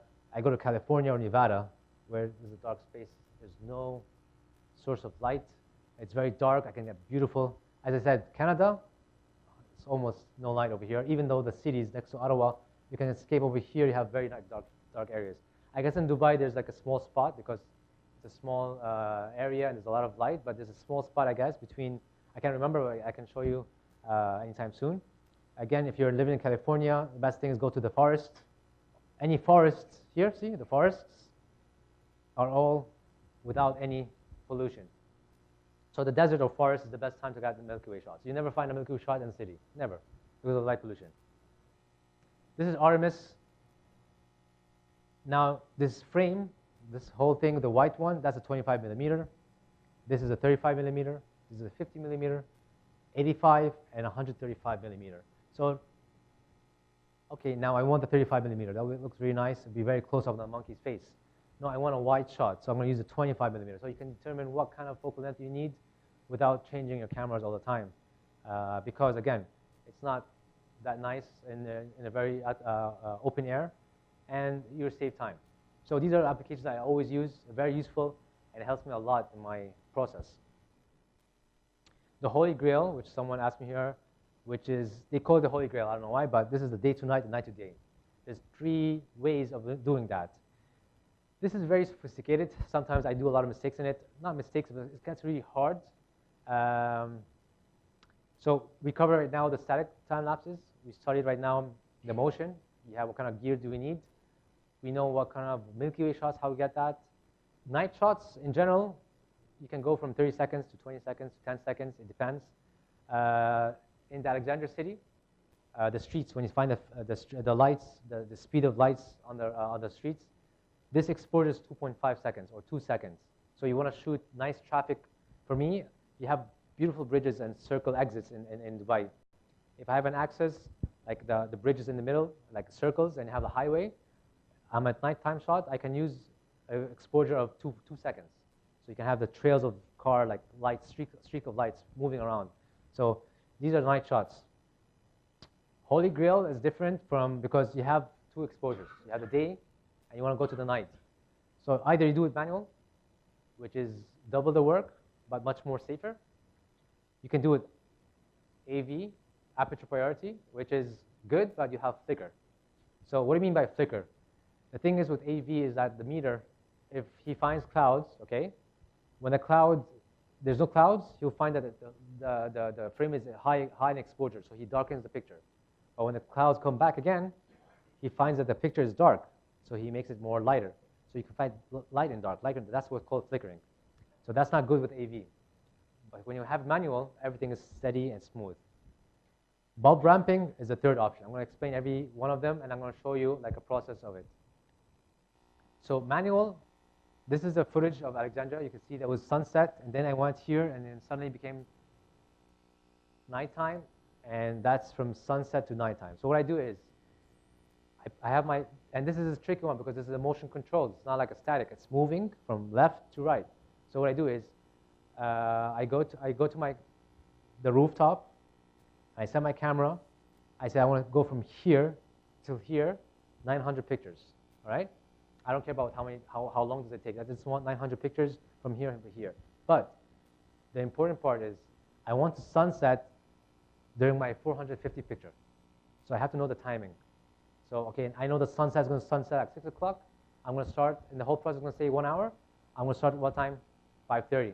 Because 6 o'clock, the sun's going to set, and then it will be a dark in the other side of the camera, the other side of the footage. So I use the manual for the sunset, and then I use the manual again. I go back again, because it's programmed. I go back again. I change my settings. So before it was like half a second, and this one is 2 seconds. Look at the streets of the car. Look at the car. So this is 2 seconds of exposure. All right? And I do another time lapse at night. I take these 2 time lapse. I open a program called After Effects. All right? I put these 2 on top of each other, and I'll start in day, and then I'll take the opacity. I lower it down to night shots. So that's how it goes. That's manual. But you have 2 shots. All right? You have 2 sequences. So it's double the work. You have 2 settings. Same tripod, you do not move anything, okay? Forget about motion. Motion is complicated, as I said. Tripod,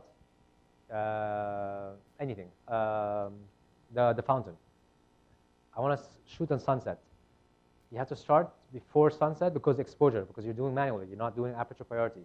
So I want to know that, okay, the sunset, what is the best setting of sunset? For example, 1 over 100, for example, f4. ISO 400. This will be a beautiful sunset, golden hour, everything will be nice and clear.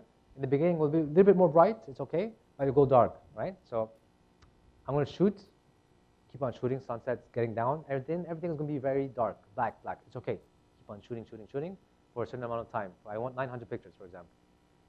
I have this footage. As it is, I take out the card, put another card. Now it's nighttime, so the settings is different. I make a 2 seconds, ISO 400, for example, but aperture, make it 9, because you're doing 2 seconds. I take certain photos, again, 900 pictures. Now, I put these 2 photos on, I'm going to show you right now how I do my Lightroom, After Effects, and Premiere Pro, okay?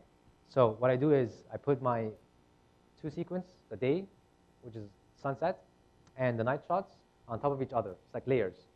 So the day first, it's going very smoothly, sunset, and then after sunset, there's an opacity. You know the opacity?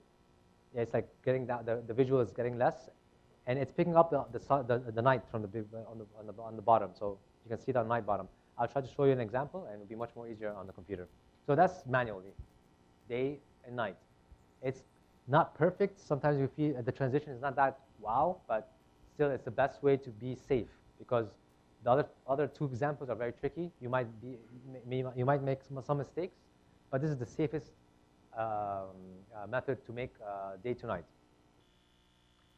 This is AV mode. Again, the flickering and manual change. There's I believe there's only one program which is the best program out there. It's called LR TimeLapse over here. This is the software, LR TimeLapse. That's the best software out there for deflickering and AV priority or manually changing the settings. So you can see the photos and you can see the exposures changing, but actually there's no exposure changing, but you have a steps from keyframe wizard until you finish up to deflickering, and then you have saved the sequence. It'll come out. You can see the graph. There's flickering. There's everything is here is processed. You can see the graph over here, the flickering and the exposure level. So this program does keyframing of every settings, and it's really good. It's really sophisticated. There's a lot of intel out of it, but I'm just explaining right now to you the best software out there if you want to do AV mode, which is the best for like day to night or night to day. A lot of people use it. It's really effective. The transitions, I can say, it's much more better than manual because it's much more smoother and much more better. So that's AV mode or manual change, because manual change is what is like you always change the ISO or the settings of the aperture by time. But I don't like that, so I just use the aperture priority mode.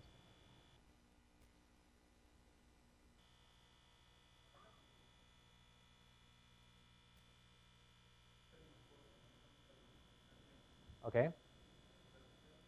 It will always change because exposure changes, right? True, yes. But the metering is always on the changing side.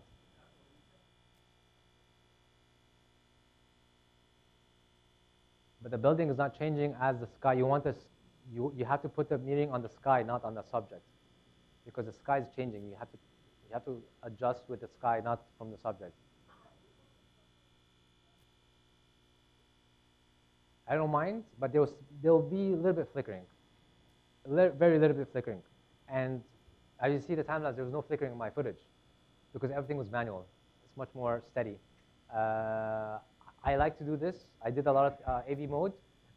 You find some flickering, although you're trying to do the spotting, metering spotting, which is a very good question. But again, it's better with this because the jump of the aperture, sometimes it jumps really hard, sometimes it jumps really not that much, but jump might be a lot. It depends on what's going on, something happening, something passed by. This software is going to help a lot. It's expensive, but trust me, this is the best out there, and not me. Every time-lapse users out there that you have the same software, they use it all the time. So it's very trustworthy. This is called Ramper Pro. So basically, you tell him what to do. You tell him, like, I'm going to shoot from 6 o'clock to 9 o'clock, and I want the setting changing from this hour to this hour. This is more sophisticated. I never tried this before. I have 2 of them, but I never opened them and tried it. But a lot of people use bramping. It's much more harder, much more sophisticated, but the results are very, very smooth and very, very flawless. But you have to practice a lot. And unfortunately, I don't have the time to practice, but I'm going to do that one day with the brampers I have. So the post-production, again, we shoot everything in RAW, right? We never shoot in JPEG. And when you have RAW files, you have to process it. You process it in Lightroom. Or how many people use Lightroom? Yeah, everyone uses Lightroom, right? Anyone use any other software besides Lightroom? Besides Photoshop? Yeah. So Photoshop, they have an application, as he said right now. But Lightroom for me is like I have catalogs. And it will be much more easier I will show you in time-lapse, you have to have Lightroom. After Lightroom, I'm going to show you right now, I have some footage of my previous work, just like yesterday or before yesterday. I'm going to show you how I'm going to color correct all my sequence, and then what kind of format do I export it. So people export JPEG, but I'm going to export with TIFF. So TIFF is kind of a format that would have all the information inside the picture. It's 16-bit. It has all the color information. It's big. So right now I shoot with a Canon. Right now I'm shooting with a Sony A7R III, the file itself comes out 80 megapixels, 80 megabytes, sorry. It's a 42 megabyte camera, and it comes out 80 MB, megabits. When I export it to TIFF, it comes out to 258 megabyte per picture. So imagine 250 megabyte per picture times 900 photos. Imagine the space I use for one shot, one sequence, which is like 10 seconds. So, but this TIFF has all the information you have. You can export it with the biggest screen. It'll be super sharp, super clean, and very beautiful. So I put the TIFF, I put it in After Effects. Why After Effects? Because it composes the sequence to a video. Right now, this feature has it in Premiere Pro. But After Effects, why is After Effects? Because if I want to do some color correction, I'm able to color correct it because my file is TIFF, sequence of TIFF. If I use the sequence of JPEG, the JPEG is already compressed. It's kind of like a baked. You cannot unbake it again. You did your eggs, you cannot go back again. All right? So, but with TIFF, you still have all the information. You still can color correct whatever you want. So it's very important to, you can use JPEG for a preview right now. I'm going to set a preview for now for you, just like for an example. But I prefer TIFF. If you want to do JPEG, it's not something wrong, but you will not be able to color correct it. So after Effects, I export it to QuickTime Apple ProRes. That's a thing with Apple. In Windows, I guess, there's a codex you can use. There's a Cineform, GoPro Cineform. It's a very good application, or like a software inside of it, but it costs $100. But with QuickTime, you have the highest resolution with the less size, as much as possible. After you put it in, you put your footage in Premiere Pro, you put your music, you put your editing, you make all the sequence, you edit your sequence with the music, and then you export it to QuickTime H.264, which is the best format on Vimeo, on YouTube, and that's the best format you put online, H.264. So before we go to the demonstration, anyone have any questions with the post-production? Nope. So.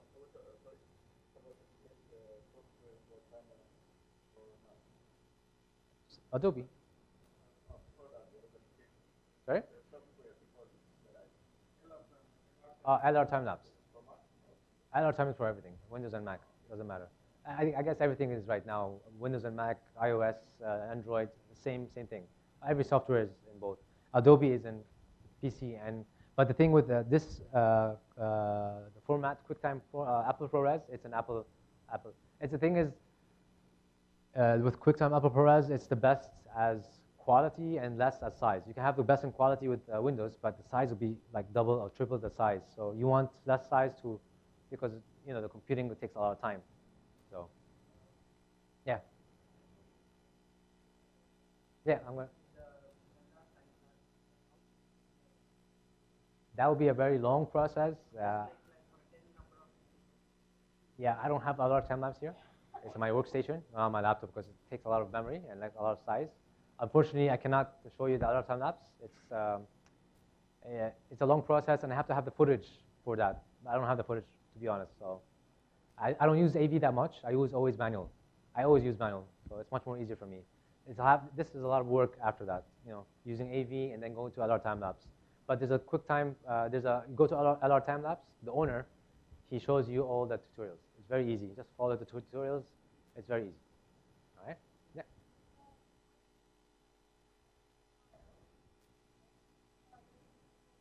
Yeah. Of course.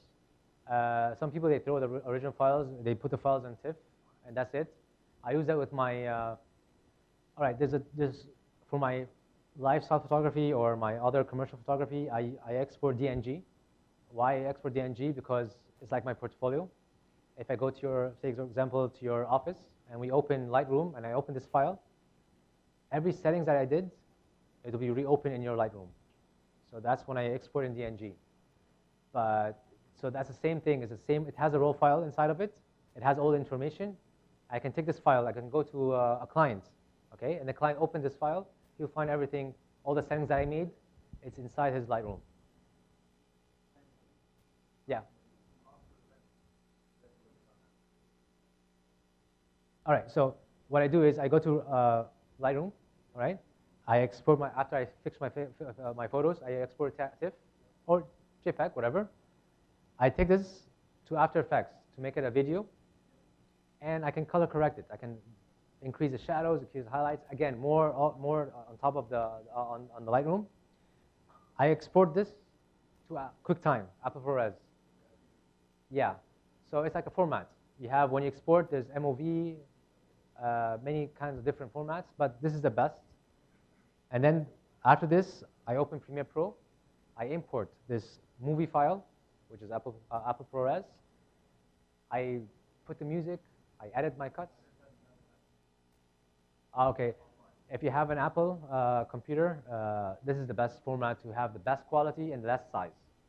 And I'm going to show you right now a very small example, right?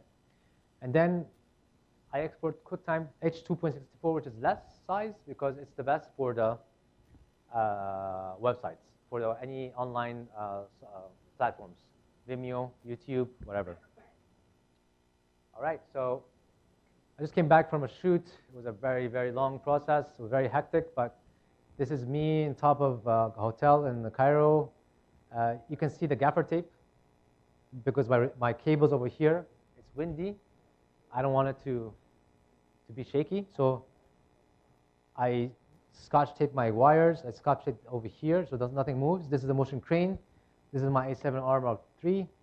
I'm sunrise and going over here, but I don't have the footage of the sunrise. I have the footage of the night because I was doing night today. I still didn't do it, so I just have the files, 2 different files. So again, I know what time the sunrise is by photo pills. I know the sun's going to come out behind the Nile Ritz, all right? And it's going to go up here. When it goes up here, the footage of the day will start after the bridge because I'm using night first, night, and then the day, I'm going to start the transition from here after the Intercontinental Hotel, after the bridge, and then the sun will be over here, so I'll change it to the daylight. So this is day, from night to day. So I'll show you right now fast.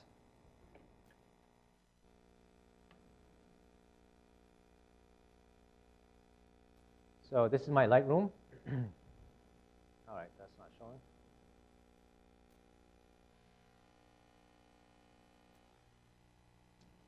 Okay, so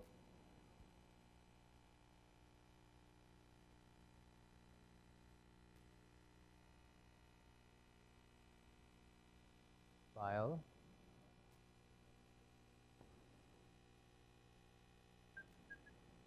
This is import, right? I cannot see it. Right. So, okay. Let me do something. I just want to mirror the camera. Yeah. Let me mirror it first because this is very tricky.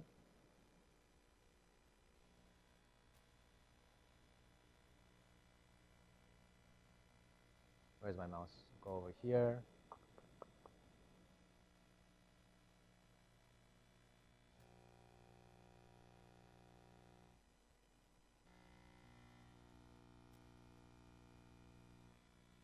All right, that's much easier. So I'm going to go up over here, File, Import.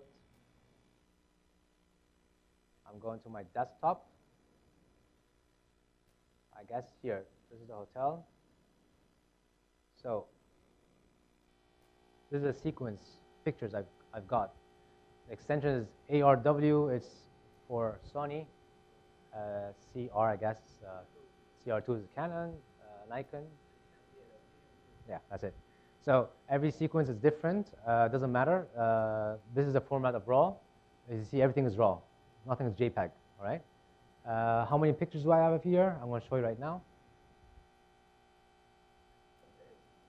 Sorry? 908. Yeah. So 908 pictures. And I want everything. I want the whole pictures. I want everything. See, all these are pictures of the sequence. And these are some day shots. We're going to cancel that. All right, so I'm going to import it.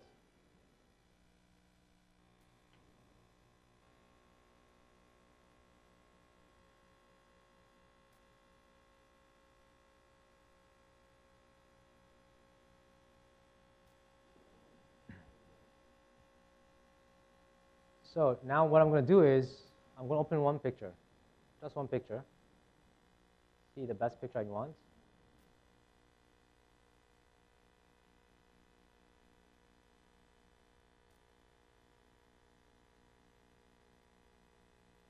It's kind of slow, sorry.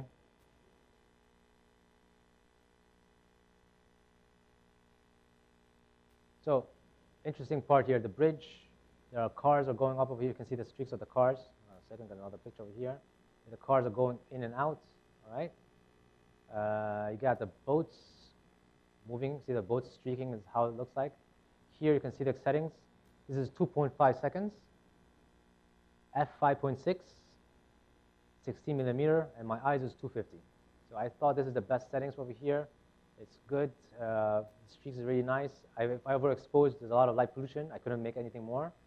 So what I do is I just fix only one picture, which I see is the best between two worlds. Maybe we can go more like to the right. You can see the camera is going to go right. See the boats are moving, the cars. So I guess this is a good frame. I can get all the pictures I want. All right, so I'm going to stop over here. It depends on how you want the picture. You can make it overexposed. Whatever you want to do with the picture, it's your taste. I'm not going to judge. No one's going to judge you. It's your taste of picture. I'm going to color correct it from my side. I like this one to be a little bit more bluish. The highlights kind of a little bit more brighter. The shadows, if I can increase more, be much more better, of course. But this is the maximum shadows over here. The whites, a little bit increasing. Vibrance, see so much colors. Again, this is another part with the tone curve. I can play a little around, go up a little bit with the shadows, see some more of the details, a little bit of lights, and give some contrast over here. And just for a little bit noise reduction, because this is an A7R, it's not an A7S. And that's it, 14. For me, this is a good. I don't want more than that. You can see the streets. Here, everything is clear, sharp, nothing is blurred. You can overdo the highlights a little bit. Again, it depends on what you want.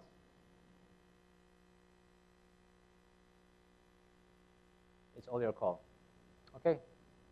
Should I do this for every 900 pictures? No. Thinking, exactly. There's another, but you cannot do this manually all the time. So what I do is right-click on my picture.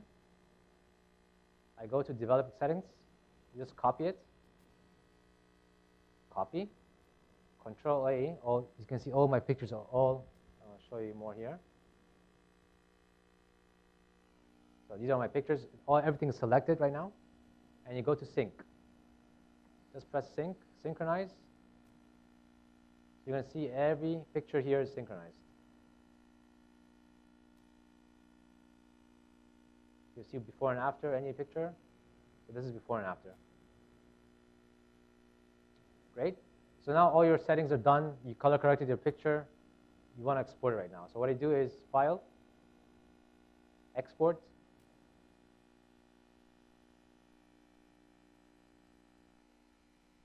So you choose a destination where you want to put. Okay. You can choose the format.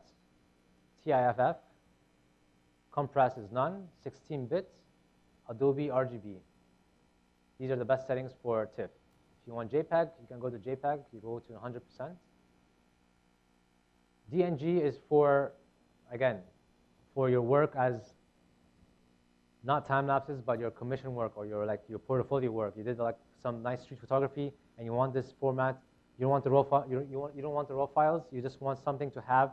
So you can open it again with Lightroom as a raw file. So DNG is the one you have to look for. And you're going to say TIFF, and then you're going to export all these pictures. Of course, if I export it right now, I'm going to stay here like 3 hours to export it. So we're not going to do that. I already exported some sequence. So I'm going to close this right now. So I said after we do this, we're going to open After Effects.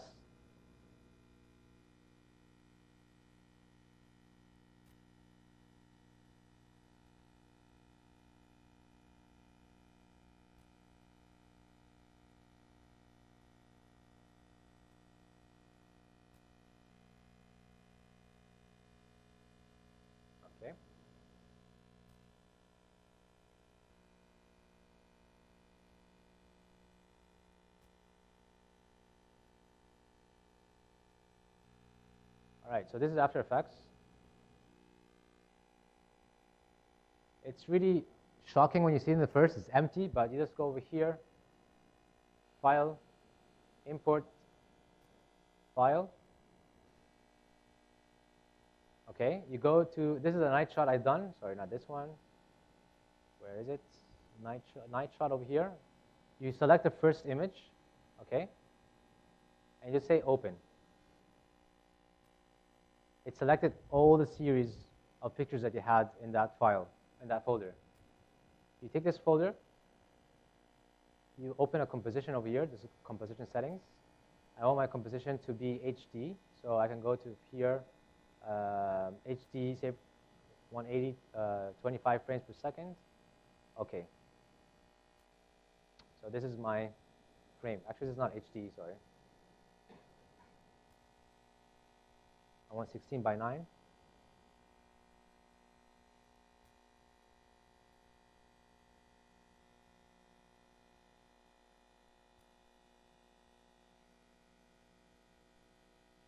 Yep.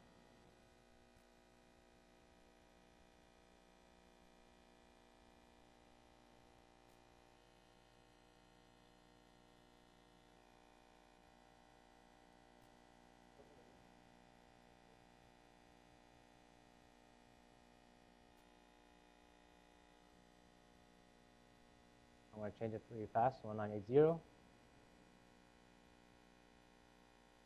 right. Sorry? 1920? Sorry. Thank you very much. All right, cool. That's it. So what I'm going to do is take this footage, put it on my composition. So this is HD, but look at the picture. Let me see the picture, how big it is. This is the picture. This is how big your image is. And this is HD. See how big your file is? So imagine all this is a picture that you made. And this is the HD picture, the HD 180p HD. So what I do is I go to Scale. Usually it's like quarter of the file. I go over here. Bit, or make it 25. You scale it up a little bit more.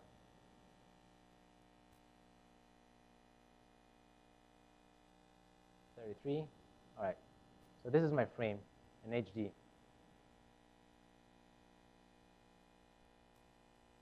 All right. Some of you told me that, can I move the video if I have a static? Yes, you can do that. That's what comes over here. You have the file, because my file is 2 by 3, which is very big.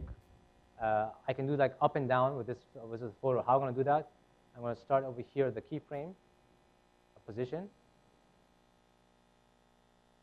All right? So you have a keyframe over here. You can see that there's a keyframe over here. And you're going to go over here to the end. There's 10 seconds. You want this to go down, for example. Sorry. Go down till you see the hotel with the trees and top over here. What I do is always, this is a keyframe. This is going to start over here from the bottom. And then go up very slowly, all right? But I want a smooth transition. I want to go up really fast. So what I do is I highlight this keyframe,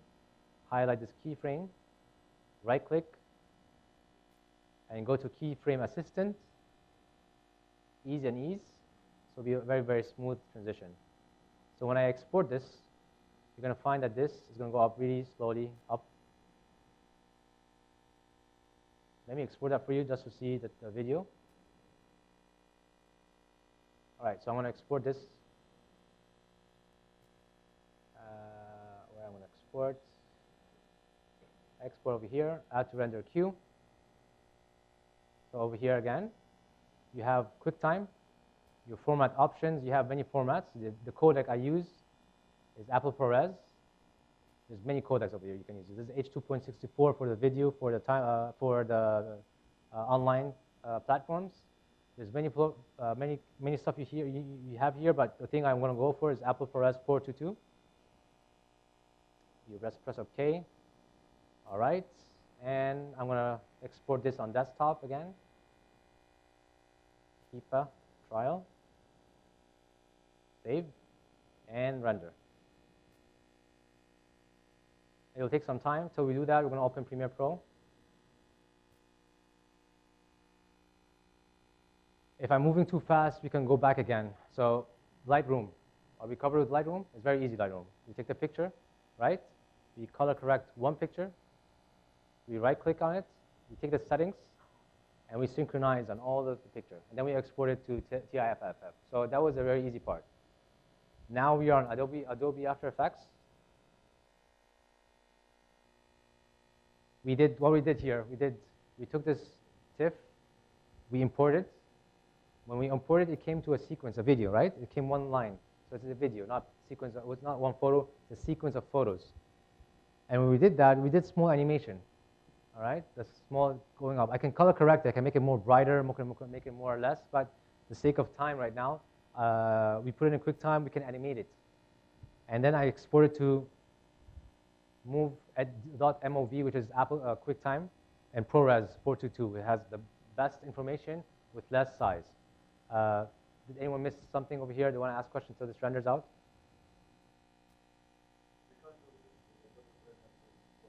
Yeah, I can do this with Premiere Pro. Doesn't have it has a lot, but this is much more better in customizing. You can make it more better. You can color correct it.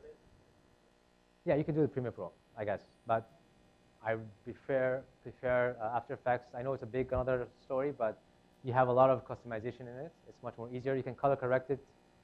You can make more correction with it, so it's much more easier. Any questions till we render? Is it hard so far, or is it easy? Was it complicated on you guys? Of course, it's the first time if you're first time, but once you follow the steps, it'll be super easy. And once you get the trial and error, you have things that are much more. But the process is a little bit long. It's boring, but when you see the final outcome, it'll be very, very nice. Especially when you put nice music and transitions and different locations, it'll become a really nice video. Any other questions with the post-production? Perfect. So it's almost done. It takes always a long time, but hopefully it'll be done really fast.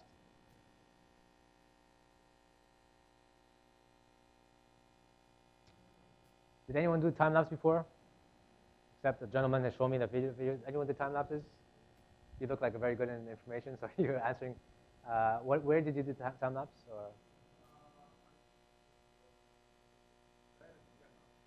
Okay. Okay. No, it was more of nature or cityscapes. Cityscapes, great, that's nice. Anyone else did time lapses here?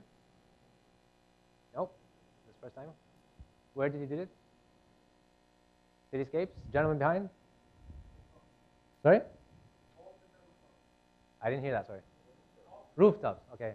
Rooftops is nice here because there's a lot of fog. You can see it's beautiful over here. I never did that before, but one time I want to do that.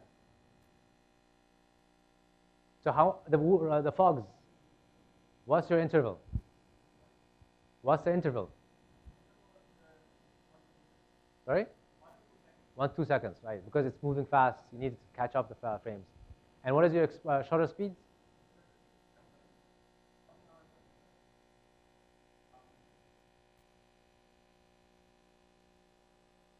Yes, that's a nice exposure. So the gentleman is doing a time lapse on a rooftop during the dawn.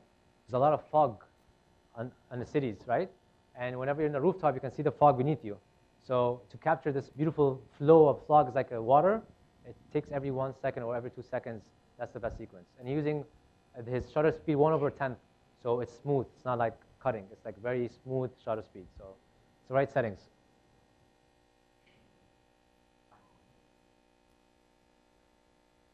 Right? Ice cream? Interesting. So macro and more stuff like that. That's really nice. They use that in food as in baking. Like when you put a pizza, you can see the pizza going up like that. There's a lot of, yeah, I mean, there's a Netflix movie called, documentary called Chef's Table. You can see the opening is a time-lapse. Everything is time-lapse. It's very beautiful. You can see things in a different way, not like video. It's very, very different. So it's beautiful and interesting. It's almost done. Bear with me.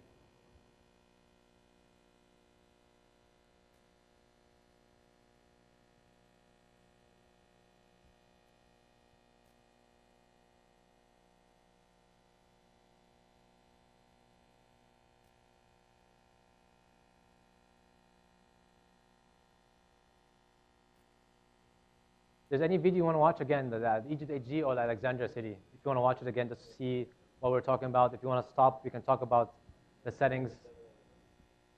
Which video do you guys prefer to watch again, just to see, recap everything? And we can go through each sequence, what I did, what I've done, and what kind of stuff I did. The Egypt HG or the Alexandria, the city? Egypt, Alexandria. You can go by each one of them fast, see how it goes, and.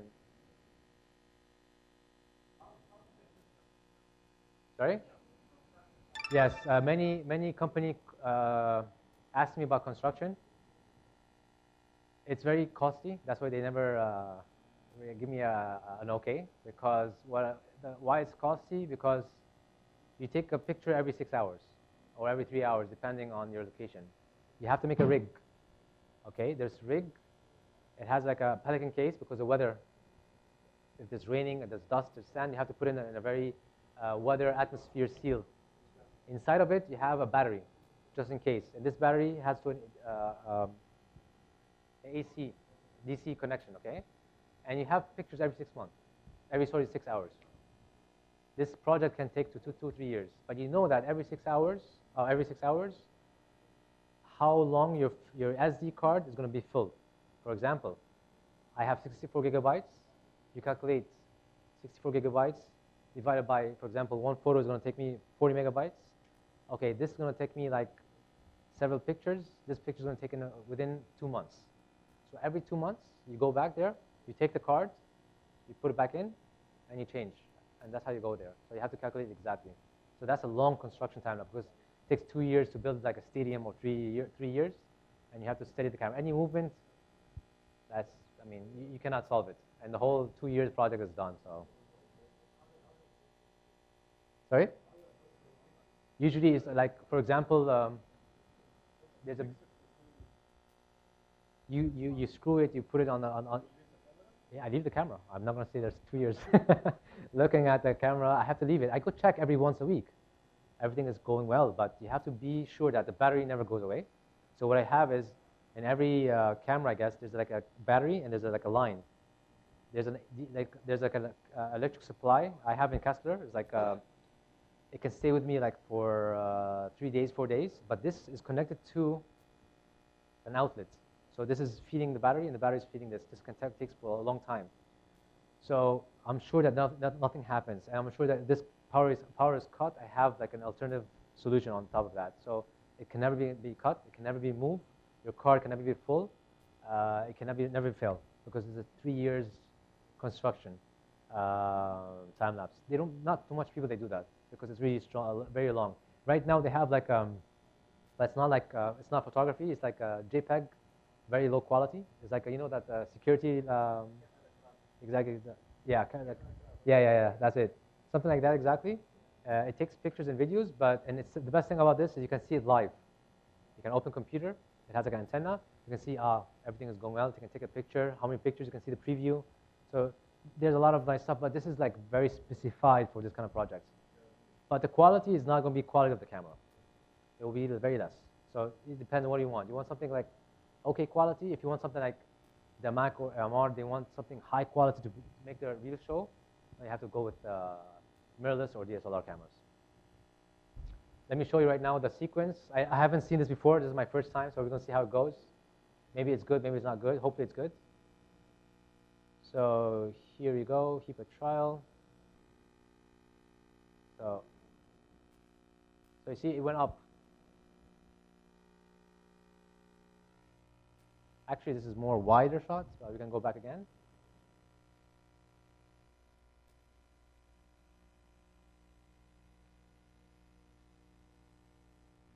See? We did a motion with a static shot. I didn't do anything. I had no motion control. It's only a steady camera, all right? But the camera dimension is really big. It's much more bigger than HD. So what I did is I was able to go up from down to top. And I can go more further if I want to. I have like a bigger, because this is very close up with a wide lens. If I have like a big landscape over here, I can go more close to, there's an HSBC building over here. I can go down and then can go up to the streets because it's a really big. Remember, see when I put the file, how big was it? So That's HD in that small area. I have a lot of space to move if I want to. I can go down to 50% and I can move around, keyframing the motions I need. So that's how good you have, the quality you have on your DSLRs or mirrorless cameras. And that's why it's very high. See the quality here? It's really, really supreme than like a video. If you have a video, it becomes a little bit noisy. There's a lot of, I mean, if you have a cinema camera, of course, it'll be very beautiful, but you don't have a cinema camera. You have your own small camera, and it can come out with this beautiful image. So what I do after that, I open Premiere Pro. I open a new project, HEPA, browse desktop.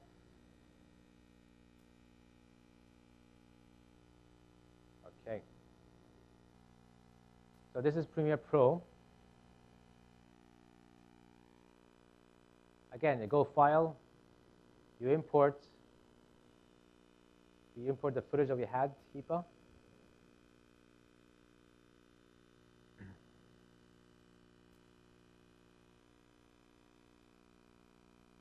Create this, right-click, new sequence from this clip.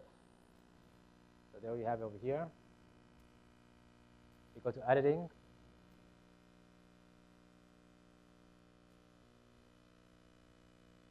Fit. 50.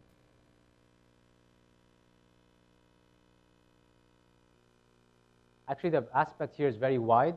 I guess I did a mistake in the beginning. This is not HD. It's very, very narrow, a little bit narrower. Maybe I did a mistake with the composition. It's supposed to be a little bit more higher than that, but it's all right. Here, you can put your music, soundtracks, whatever you want. You can edit over here. We have no sound right now, but I'm just showing you how the process goes. 1 second. So here, you can put your music. You can cut, like from the beginning. You can cut out the end. You want to remove it. You want to make it faster. Let's make it faster over here. Speed duration. I want to make it, instead of 10 seconds, I want to make it 5 seconds. So you go over here. Although 10 seconds is really good, but I want to make it 5. So now it's 5 seconds. All right? And the best thing about taking many pictures is that if I want to make something slow motion, you'll be able to make slow motion because you have a lot of high frame rates. If you want to make it faster, it's all right. It's easier to make it faster. No, you have to have more images in the sequence. So for example, I took 900 pictures. I can make like in the middle, a little bit faster, and then make it a little slow motion, and then go back fast. That's the best thing about making a lot of pictures. But if I have this, I made it fast for 10 seconds, 5 seconds. I cannot go more than that. So more or less. So the more I take photos, the more I can ramp the footage, make it more faster, make it more slower. I can make more different types of footage with the same footage. So I'm going to do this over here. I'm going to make it out. Export over here. Again, I'm going to export it. Media. QuickTime. Custom.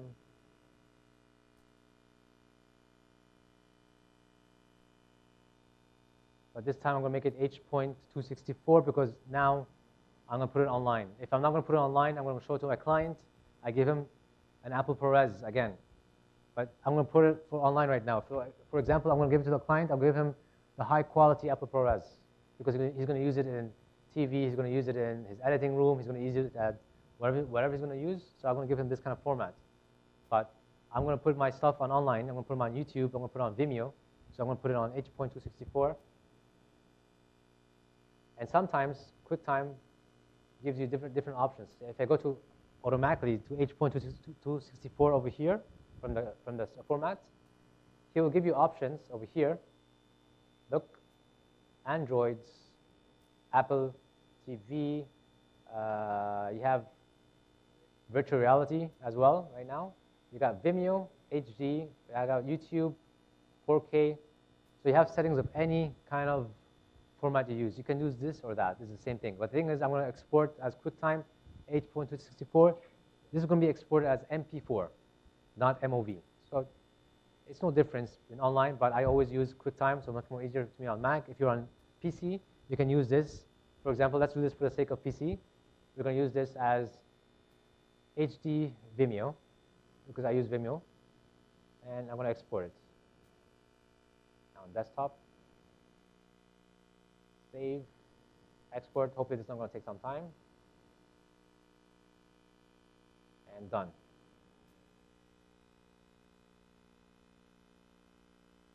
So this is HEPA. You can see the HEPA is an MP4, all right?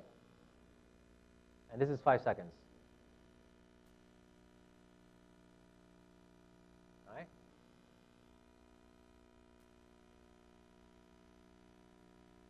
The 10 seconds is different. This is 10 seconds.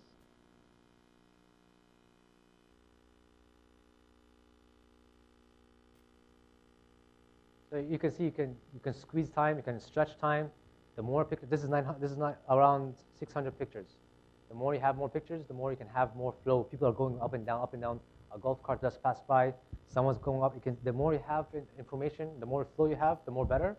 Instead of having like 400 pictures and you stop. Keep on going. Yes, you need to have a lot of SD card, like a 64 gigabyte, 120 gigabyte, and then you're gonna have to have a lot of storage. But it's really important to have this. I always encourage people to have more shots than making very small shots. And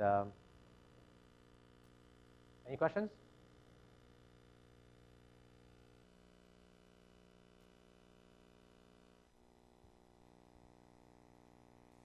I guess we covered everything, but any questions again? Thank you. Thank you guys for coming. Thank you, HEPA, for bringing me over here. And thanks for Sony for supporting me, all my work and travels. I'm still here. If you guys need any questions, any info, عايز كانوا بعربي موجود أهلا وسهلا. I hope you guys enjoyed it, and I hope you guys just go out of the balcony. So my first time lapse was in the balcony, and it was terrible. One of the most terrible things I ever done. But just do it, try, because that's how I started to go up and up and up until I got to know what I'm doing. So start in a very easy, inside your room, inside your hotel, I don't know, wherever, but keep on trying out, and then you'll find out you'll be very good at what you're doing. But nothing, I mean, no matter what kind of courses you take, no matter how much money you spend on courses, nothing will be equal than experience. If you go out, you try, you see the other weather, you try it again with your cameras, your settings, different lenses. The more you try out different stuff, the more you have more different perspectives. So, and it's not bad to get from other people inspirations. It's good, but always don't copy paste. Copy that concept, apply on your own footage. For example, for my portraits, if you go to my Instagram account, I had or my Facebook or whatever, my website, I did a project called Faces of Egypt. It's been inspired by many other photographers. One of them is Joey L. He's a very dear friend of mine. I studied his technique, but I did it in my way, which is the Faces of Egypt way. It's very different, but almost same style and technique. But I did it in my own project. I didn't do exactly what I did, but with my own style. So it's all right to take from everyone. The great photographer takes from someone before that. And I know the other one took the same idea and copied from the other guy before him. But you have to apply on your own style. Don't copy-paste exactly. As I said in the beginning of the presentation, be unique. Try to get something very unique and strange and cool. Don't do the same thing as everyone's doing. And then no one's going to, any client's going to hire you, and you'll be a normal guy. And you always have, in this right now, as again, social media is dominating. It's killing us as photographers. You have to be unique. And when you go, literally, there's a lot of people doing really good stuff. If you open 500px, amazing work. How to outstand yourself, it's hard. And that's right now in our generation, it's really, really getting really, really hard. Being unique these days is getting much harder, but the more you're creative, the more people will like your stuff. And once you're creative, you'll go viral, trust me. And people will love your work more, and people are going to follow your work more. So it takes time, but it's worth it. So don't do the same stuff. Be your own self. Get out of your comfortable zone and go to the dangerous spots and get out and keep on working. All right, thanks a lot. And questions? Yeah. Yeah.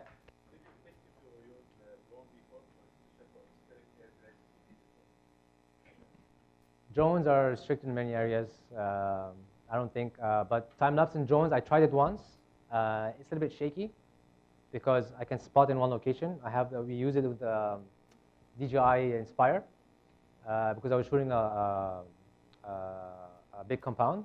So we tried it once, but it kept on going left and right. But I guess with the new softwares, you can do time lapse but it's only because the battery with the aerial photography is only 25 minutes.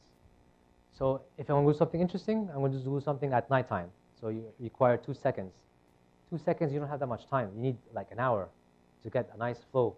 So if you're going to do a nighttime lapse with a drone, maximum you're going to have like 5 seconds, 4 seconds, because the drone has a battery life. Any drone is like 25 minutes. The best drone in the market, it has 25 minutes. It's not more than that, not less.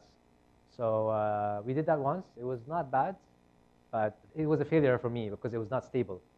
If I do it again, it will maybe it will come out really good. But still, 5 seconds, 3 seconds is good, but I wish I could have more. So, but it's a good question. But there's some people doing now the drone with a helicopter. There's a Tom Lowe. He's one of the godfather of time lapse. He's doing a new movie, I guess. The High Prince. He's involved, I guess, with the movie. It's called Awaken. You can find the video and the trailer on his Instagram account, right?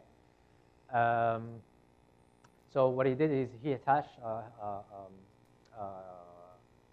the camera on a helicopter, and he went through the mountains in Sweden. You can see the Milky Way, and he's getting very beautiful shots. How he did that, it's kind of tricky, but again, stabilizing the camera. You have it's like a gimbal, not to move the camera.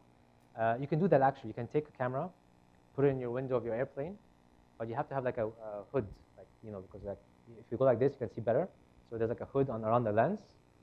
Put your camera, try to stabilize it on your chair, and take every if you're traveling, like if I'm going to the United States with Emirates or anything, I have to go past by Greenland on top. There's a certain route that you have to take to go to New York. So I go past Greenland. Greenland is always beautiful. So if there's no moon, you can get some Milky Way on the airplane itself. Try it. I never did that. I did that before, but someone did that before, and I've seen it. It's a very easy sequence, but you can do a beautiful Milky Way shot on the plane, inside the airplane. But what Tomo did is like he's moving. He attached a camera beneath the helicopter, and they were like moving straight forward. The movie's gonna come out very soon, I guess. He's still rendering it, but it's gonna be a very nice movie. So yeah, there's a lot of new techniques. He is doing things that no one done before. That's when you recognize his work. So that's the best thing about Tom Lowe. He's doing something that no one been done. He has a rover. The rover in Mars. He built a custom rover and moving through the desert, or I don't know where he's going to move it, but he's taking time lapse. The car is moving, taking time lapse shot as he's moving. So he's doing things that no one done before. Yes, it's a lot of money, but the idea itself. He's doing something that never been done before, and that's the important part. So for us, normal people, no helicopters, no rovers, it's a hard part, but you have to try. All right, any other questions? Okay. All right. Thank you very much. Thank you guys, everyone. And please come closer. We will take a group photo. And we would like really to tell you thank you very much for the wonderful lecture. People, after the group photo, don't forget to take your certificates from the reception.